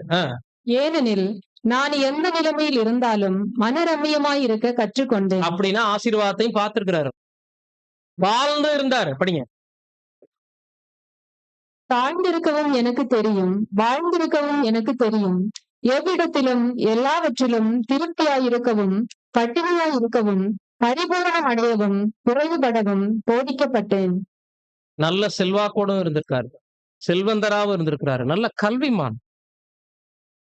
ரோமர்கள் மத்தியிலையும் யூதர்கள் மத்தியிலையும் நல்ல செல்வாக்கு படைத்த மனுஷன். ஐஸ்வர்யம் இருந்திருக்கு அவர்கிட்ட. ஊழியத்து நிமித்தம் எல்லாவற்றையும் இழந்து தரித்திரமான மனுஷன். அதான் சொல்றாரு. ஏதோ நான் என் குறைச்சல் இப்ப இருக்குன்னு எழுதுறேன்னு நினைச்சுக்காதீங்க. நான் வாழ்ந்தும் இருந்திருக்கிறேன். தாழ்ந்தும் இருந்திருக்கிறேன். எந்த சூழ்நிலைகள்லயும் மனசை எப்படி கட்டுப்பாடு பண்ணணும் எனக்கு தெரியும்னு சொல்ல வர்றாரு. மனரம்மியம்னா என்ன அர்த்தம்? எப்படிப்பட்ட ஒரு சூழ்நிலையும் மனதை ஒரு ரம்மியமான நிலைக்குள் என்னால கட்டுப்படுத்த முடியும். என் மனதை அலைபாய நான் விட மாட்டேன். இப்படித்தான் இருக்கணும்ன்ற ஒரு வகையறையை நான் வச்சிருக்கிறேன் அப்படின்னு ரொம்ப எளிமையாக நடக்கக்கூடிய ஒரு லைஃபுக்கு ஆண்டவருக்கு அப்புறம் அப்போஸ்தலனாகிய பவுல் நமக்கு ஒரு சிறந்த உதாரணமாக இருக்கிறதை 4வது விஷயத்துல நம்ம பார்க்கலாம். ஆக பிரியமானவர்களே, லைஃப்ல அன்றாட நம்ம சந்திக்கக்கூடிய கேஷுவலான விஷயங்கள் தான். உறக்கம், உணவு, ஆடை அணிதல் மற்றும் நம்மளுடைய பொருளாதாரம் தேவைகள். இது எல்லாத்துலயுமே மதிலை இடிக்கவும் முடியும், மதிலை எடுத்துக்கட்டவும் முடியும். ஆவியை கண்ட்ரோல் பண்ணவும் முடியும், பரிசுத்த ஆவியை இழந்தவர்களாக உலகத்துக்குள்ள நம்ம போகவும் முடியும். இதெல்லாம் ஸ்ட்ரிக்டா ஃபாலோ பண்ணா சபை வாய்ப்புக்கு போகலாம். இதுல எதுல தோத்தாலும் சின்ன தோல்வி பெரிய தோல்விக்கு வழி நடத்தும். சின்ன வெற்றி பெரிய வெற்றிக்கு வழி நடத்தும். கடைசி பாயிண்ட் நம்மளுடைய குணலட்சணம் சம்பந்தப்பட்ட விஷயத்துல ஆவியை நம்ம கண்ட்ரோல் பண்றது. இது ரொம்ப ரொம்ப சவால் நம்ம மத்தியில். மற்ற 4 விஷயம் நம்மளுடைய பர்சனல். தூக்கம், உணவு கட்டுப்பாடு, ஆடை அணிதல், பணம் சம்பாதிக்கிறது நம்மளோட முடியுது, நம்ம குடும்பத்தோட முடியும். கேரக்டர்ல ஆவியை கட்டுப்பாடு பண்ண முடியாம தான் நிறைய இடத்துல தோத்துரும். டிராபிக் சிக்னல்ல தோத்து போயிடும். கொலாய் அடி சண்டையில தோத்து போயிடுவாங்க. சின்ன சின்ன குடுக்கல் வாங்கல்கள்ல தோத்துருவோம். பிரயாணத்துல தோத்துருவோம். சீட் பிடிக்கிற இடத்துல தோத்துருவோம். உலகத்தானுக்கு பதில் கொடுக்க போய் அநேக இடங்கள்ல கேரக்டர், கோபம், எரிச்சல் வெளிப்படுத்திடுறோமா இல்லைங்களா? கடந்த முறை கூட அந்த பாடம் தான் நம்ம பார்த்தோம்னு நினைக்கிறோம். கோபத்தினால் உண்டான விளைவுகள். சாரி, அது கடந்த முறை அதுக்கு முன்னாடி வந்திருக்கும் போது பார்த்தோம். அநேக நேரங்கள்ல அந்த ஆவியை கண்ட்ரோல் பண்ண முடியாம நம்மளிடம் கோபப்படக்கூடியவர்களுக்கு சரிநிகர் சமமாக எதிர்த்து நின்னுறோம், பதில் கொடுத்துறோம், வார்த்தைகளை பாவம் செஞ்சிடறோம், எரிஞ்சு விழுந்துடுறோம், தகாத வார்த்தைகளை பயன்படுத்திடுறோம். நடக்க முடியாத அளவுக்கு சில நேரங்கள்ல நம்ம எதிர்த்து நின்னுறோம் இல்லைங்களா சூழ்நிலைக்கு. இந்த இடங்கள்ல எல்லாம் நம்முடைய மனது சிந்தை என்ன சொல்லணும் அப்படின்னா, நீங்களும் நானும் கிறிஸ்துவுடைய சோல்ஜர். ஆண்டவர் இந்த இடத்துல இருந்தா நமக்கு தீமை செய்யற ஒரு மனிதனுக்கு எப்படி ரிப்ளை பண்ணுவார்? நமக்கு ஒரு வன்முறையே நடக்குது, அநீதியே நடக்குதுன்னா, இந்த இடத்துல ஆண்டவருடைய ஆவி எப்படி நடக்கும்? அவருடைய மனநிலை எப்படி இந்த விஷயத்த ஃபேஸ் பண்ணும்? நான் எப்படி நடந்திருக்கிறேன் அப்படின்றத எல்லா நேரங்கள்லயும் மதில் சுவர் என்பது பகுத்தறிவு மற்றும் நம்மளுடைய சகலவிதமான அந்த ஒரு மனசாட்சிக்கு உட்பட்டு உள்ள போகணும்னு பார்த்தோம் இல்லைங்களா? அதற்கு முக்கியமாக தேவனுடைய வார்த்தைய கேட்டும் நடக்கிறது ரொம்ப முக்கியமான விஷயம். மனசாட்சியும் பகுத்துணர்வும் எதிலிருந்து நமக்கு கிடைக்குது? தேவ வார்த்தைய அனுமதிக்கக்கூடிய விஷயத்துல. உலகத்தாருக்கு இன்னைக்கு நியாய தீர்ப்பு இல்ல.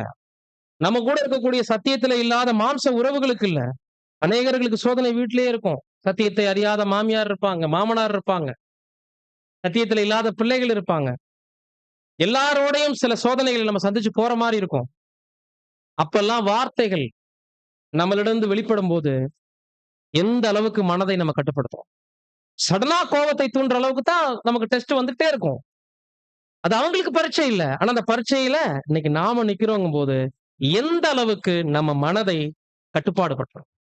பாருங்க ஆண்டவரோடு அப்போஸ்தலர்களுக்கு இருந்த ஒரு அருமையான சம்பவம் அது. படிக்கலாம். லூக்கா 9ஆம் அதிகாரம் 53 இருந்து அப்படியே வாசிங்க. அவர் எருசலேமுக்கு போக நோக்கமாய் இருந்தபடியினால் அவ்வூரார் அவரை ஏற்றுக்கொள்ளவில்லை. அவருடைய சீஷராகிய யாக்கோபும் யோவானும் அதை கண்டபோது, ஆண்டவரே, எலியா செய்தது போல வானத்திலிருந்து அக்கினி இறக்கி இவர்களை அழிக்கும்படி நாங்கள் கட்டளையிட உமக்கு சித்தமா என்று கேட்டார்கள். இதுவா கேட்டாங்க இவ்வளவு நாளா? இப்படியா போதிக்கப்பட்டாங்க? பேதுரு தான் அப்பப்ப தப்பு பண்ணிட்டு இருப்பாரு. பேதுரு ஆவியை எந்தெந்த விஷயத்துல எல்லாம் அடக்குவாருன்னு கேட்டீங்கன்னா, எதுலயுமே அடக்க மாட்டாருங்கிறது தான் பதில். தண்ணிக்குள்ளேயும் குதிச்சிருவாரு. என்னை யாருன்னு சொல்றாங்கன்னு கேட்கும்போது நல்ல ஆன்சரும் அவர்தான் குடுத்தாரு. மறுதலிக்கவும் அவர்தான் செஞ்சாரு. பட்டயத்தை எடுத்து மல்குசுடைய காதை வெட்டவும் அவர்தான் செஞ்சாரு. அவரே தான் ஆண்டவரை பத்தின சாட்சியும் குடுத்தாரு. காவலிலும், சாவிலும் உங்களை பின்பற்றி வர விருப்புறேன்னு சொல்லிட்டு, தனது விருப்பத்தையும் சொன்னார். இப்படி எல்லா இடத்துலயும் செல்ஃப் கண்ட்ரோலே இல்லாத மனுஷனா இருந்தார் பெந்தகோஸ்தே நாளுக்கு முன்னாடி வரைக்கும் பேதுரு. ஆனா இங்க யோவானும் யாக்கோபுமே அந்த தப்பா பண்ணியிருக்காங்க பாருங்க. ஆண்டவரே, இந்த பட்டணத்தார் நம்மள அனுமதிக்கல, நம்மள அவமதிச்சுட்டாங்க. இப்ப உங்க பவர பயன்படுத்தி ஃபயர் பண்ணி இவங்கள எல்லாரும் என்ன பண்ணிருங்க? பானாக்கிடுங்கன்றார். சுட்டெரிச்சிருங்கன்றார். அப்படின்னா பேதுரு மட்டும் இல்ல, அப்போஸ்தலர்கள் எல்லாருமே ஆவியை அடக்குற விஷயத்துல ஆண்டவருடைய போதனை என்ன பண்ணிக்கல? பரிசுத்த ஆவி பெறுற வரைக்கும் புரிஞ்சுக்கல. ஆண்டவர் என்ன ரிப்ளை குடுத்தார்? படிங்க அடுத்த வார்த்தை 55, 56. அவர் திரும்பி பார்த்து, நீங்கள் இன்ன ஆவியுள்ளவர்கள் என்பதை அறியீர்கள் என்று அதட்டி, ஆவி, நீங்க என்ன மைண்ட்ல பேசுறீங்கன்னு கேட்கிறார். இந்த ஆவி, இந்த சிந்தையா நான் உங்களுக்கு விதைச்சேன். இப்படியா நான் உங்களுக்கு கத்துக் கொடுத்தேன். உங்கள் சத்துருக்களை நேசிக்கத்தானே நான் கத்துக் கொடுத்திருந்தேன். நீங்க என்ன மாதிரி ஸ்பிரிட்ட இப்ப வெளிப்படுத்திட்டு இருக்கிறீங்க? அப்படின்னு கேட்டு என்ன சொல்றாரு? மனுஷகுமாரன் மனுஷருடைய ஜீவனை அழிக்கிறதற்கு அல்ல, ரட்சிக்கிறதற்கே வந்தார் என்றார். அதன் பின்பு அவர்கள் வேறொரு கிராமத்துக்கு போனார்கள். அழிக்கணும்னு நினைச்சிருந்தா பூமியவே அழிச்சிருக்கலாம். வேற ஆதாமை உண்டாக்கி இருக்கலாம்.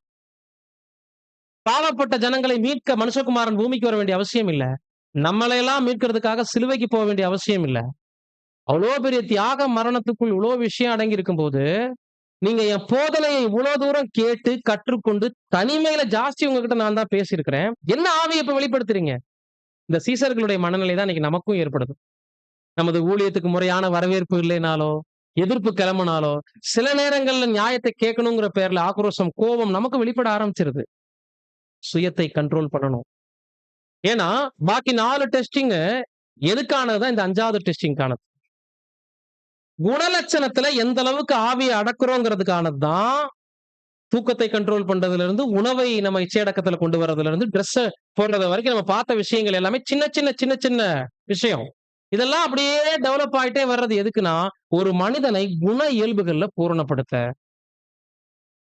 தேவனுடைய கிருபையின் குணத்துல வளர்றதுன்னா என்னங்க?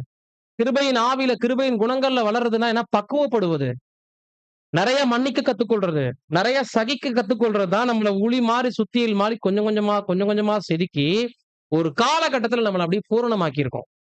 நன்கு வளர்ந்த சகோதர சகோதரிகள்ட்ட தான் இது பார்க்க முடியும். எல்லா விஷயத்தையும் ரொம்ப கேஷுவலா எடுத்துக்குவாங்க. அப்படிப்பட்டவங்க கிட்ட அதிருப்தி வெளிப்படாது. அவங்கள அட்டாக் பண்ற மாதிரி யாராவது பேசிட்டாலும் சிரிச்சுட்டு போயிட்டு இருப்பாங்க அருமையாக. என்னடா இவர் மாத்திரம் வித்தியாசமா தெரியுறாருங்கிற மாதிரி இருப்பாங்க. ஆவியில கொஞ்சம் கூட வளராதவங்க கிட்ட எப்போதும் அதிருப்தி வெளிப்பட்டுக்கிட்டே இருக்கும். புறங்கூறுதல் இருந்துகிட்டே இருக்கும். கோல் சொல்லுதல் இருந்துகிட்டே இருக்கும். இது இந்த மாதிரியான கேரக்டர். ஆனா வளர்ந்தவங்க எப்படி இருப்பாங்க?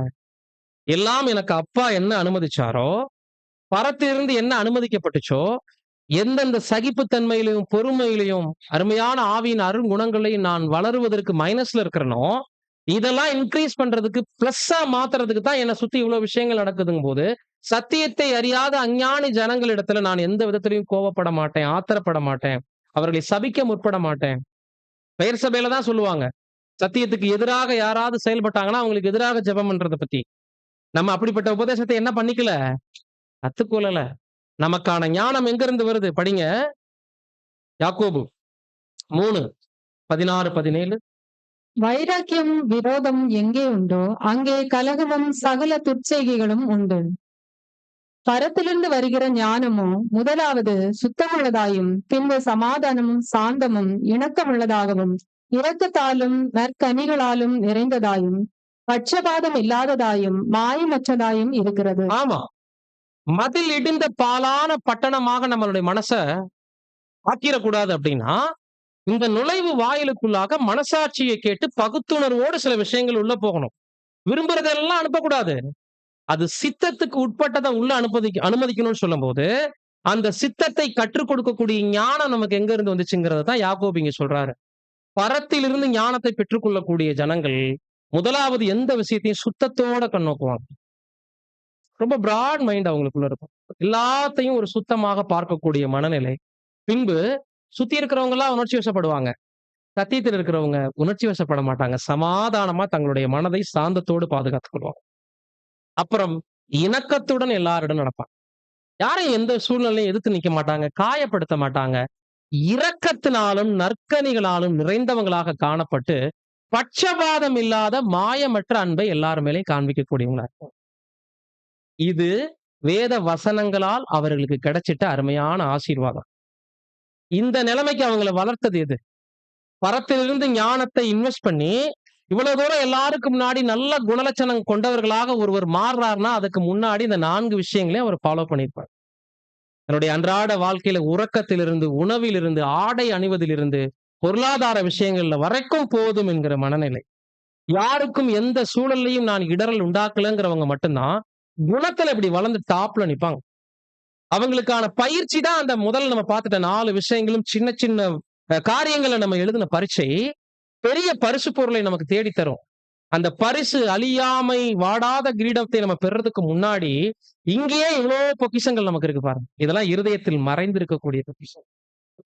பரத்திலிருந்து வரக்கூடிய ஞானத்தால் மட்டுமே இதை பெற முடியும் அன்பானவர்களே.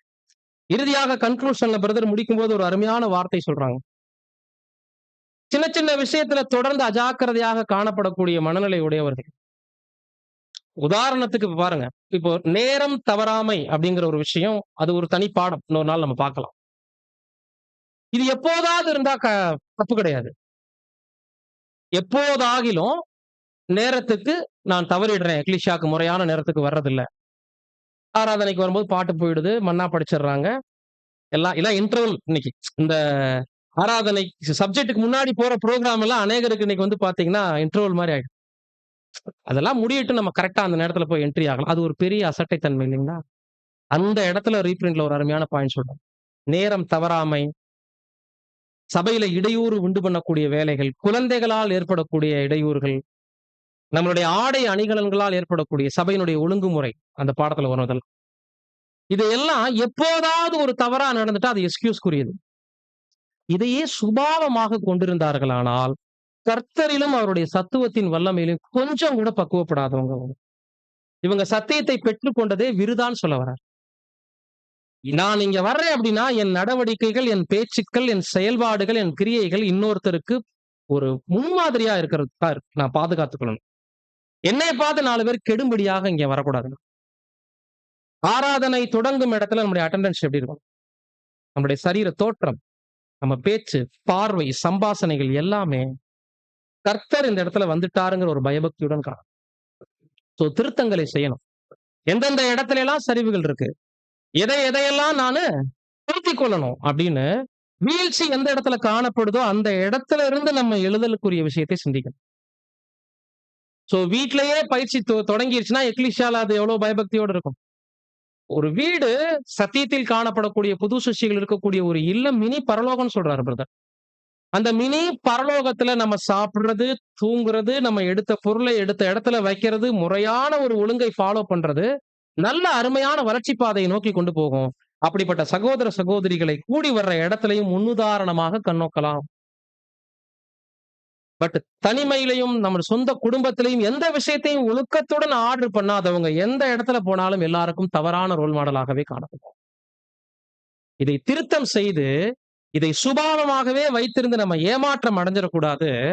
என்ன செய்யணும் அப்படின்னு சொல்றாருன்னா, எந்த விஷயமும் விரும்புவதையெல்லாம் செய்யாதீங்க. அந்த விருப்பத்தை சித்தமாக மாத்தி பாருங்க. அந்த சித்தம் நமக்கு தேவ சித்தம் அனுமதிக்கக்கூடிய எல்லைக்கு உட்பட்டதான்னு பார்த்து அந்த வாயில் கதவு வழியாக அனுமதிக்கும் போது எல்லா விஷயத்திலுமே ஒரு கட்டுப்பாடு இருக்கும். அப்ப நம்ம என்ன ஒரு முடிவு எடுக்கலாம் அப்படின்னா, இறுதி வசனம் வாசித்து நிறைவு செய்யலாம். பிலிப்பியர் 3ஆம் அதிகாரம் 13, 14. சகோதரரே, அதை பிடித்துக் கொண்டேன் என்று நான் எண்ணுகிறதில்லை. ஒன்று செய்கிறேன், பின்னானவைகளை மறந்து முன்னானவைகளை நாடி கிறிஸ்து இயேசுக்குள் தேவன் அளித்த பரம அழைப்பின் பந்தய பொருளுக்காக இலக்கை நோக்கி தொடர்கிறேன். திரும்பி பார்த்தோம்னா நம்ம எல்லாருக்குள்ளயுமே சருவல் தான் மிஞ்சம். நிறைய சறுக்கியிருப்போம். இப்ப நம்ம என்ன செய்யணும் அப்படிங்கிறதுக்கு தான் பவுல் என்ன சொல்றாருன்னா, ஜெயிச்சிட்டேன், அதை பிடிச்சிட்டேன்னு நான் என்றதில்லை. அவரே சொல்றார், நம்ம எல்லாம் இன்னும் தொடங்கவே இல்லை. பின்னானவைகளை என்ன பண்ணிடணும், மறந்து முன்னானவைகளை நாடுனா ஒரு புதிய தீர்மானங்களை உடையவர்களாக நம்ம சில தீர்மானங்களை எடுக்கணும். அதாவது சத்தியம் என்பது, சத்தியத்தை வாங்கு, அதை விற்காதே. நல்ல நிலத்தில் விதைக்கப்பட்டவர்கள் சத்தியத்தை உண்மையும் நன்மையுமான இருதயத்திலே காத்து பலன் கொடுக்கக்கூடியவங்களா இருப்பாங்க. இந்த வார்த்தைகள் நமக்கு கற்றுக் கொடுக்கக்கூடிய பாடம். வாங்குறது விற்கிறதுனா என்னன்னா, இந்த காதலை வாங்கி இந்த காதலை விட்டுட்டு இன்னைக்கு அப்படியே போயிடுவோம். அடுத்த வாரம் வரும்போது அந்த வார்த்தையை கேட்டு அப்படியே போயிட்டு இருப்போம். நடைமுறைப்படுத்துறது ரொம்ப ரொம்ப முக்கியம். ஒரு சத்தியத்தை காதுல கேட்கிறோம்னா அது மனதுக்குள் அனுப்பி அடுத்தடுத்த வாரங்களில் நாட்களில் கேட்ட எச்சரிப்புக்கு இசைவாக என் கிரியை மாறணும். இதுதான் நான் புது சிருஷ்டி பாதையில வளர்ந்துட்டு இருக்கிறேங்கிறதுக்கான சரியான அறிவு. வாங்குறது விற்கிறதுனா என்ன அர்த்தம்னா, ஒரு பொருள் வியாபார கடைக்கு வரும், அதை மறுநாள் இன்னொருத்தர் எடுத்துட்டு போயிடுவார். வியாபாரிக்கு அது சொந்தம் இருக்காது. இன்னைக்கு நம்ம அநேகருடைய நிலைமை அதுதான். நேத்து வந்த பொருள் என் கையில இருந்துச்சு, இன்னைக்கு வாங்கிட்டு போயிட்டாங்க இன்னொருத்தர். அப்படி இருக்கக்கூடாது. சத்தியத்தை வாங்காதே விற்காதேன்னா என்ன அர்த்தம்னா, உங்களுக்குன்னு வாங்கணும், எனக்குன்னு வாங்கணும், உள்ளத்துல சேகரித்து வைக்கணும். எந்த இடத்துல தவறு இருக்குமோ அங்கிருந்து சில திருத்தங்களை உருவாக்கணும். ராஜ்யத்திற்காக தேடுதல் வேலையில தேவன் யாரைத்தான் தேடிட்டு இருக்காருன்னா, அவருடைய சத்தியத்தை உண்மையும் நன்மையுமான இருதயத்திலே பெற்று அதற்கு கீழ்ப்படியக்கூடிய பிள்ளைகளை தான் தேடுறாரு. இங்க எந்தெந்த விஷயத்துல எல்லாம் ஒழுங்கா ஃபாலோ பண்றோமோ நாம தான் ராஜ்யத்துல பிள்ளைகளுக்கு அவங்களுக்கு கிளாஸ் எடுக்க முடியும். இங்கே பக்குவப்படாத ஆசிரியர்களாக இருந்துட்டு ராஜ்யத்தின் பிள்ளைகளுக்கு எப்படி நம்ம டீச்சர் ஆக முடியும்?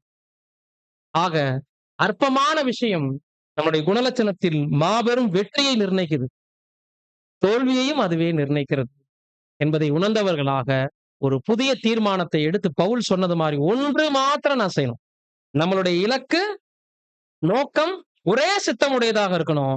அதுல தேவ சித்தம் அனுமதிக்காத எந்த விஷயத்தையும் நான் செய்ய மாட்டேன். பின்னானவைகளை மறந்து முன்னானவைகளை நோக்கி லக்கை நோக்கி தொடருகிறேன் என்று பவுல் சொன்னது போல நாமளும் ஒரு புதிய தீர்மானத்தை எடுக்க தேவன் தாமே நாம் ஒவ்வொருவருக்கும் கிருபை செய்வாராக. வசனங்களை பொறுமையுடன் கேட்ட உங்கள் யாவரையும் தேவன் தாமே ஆசீர்வதிப்பாராக. ஆமென்.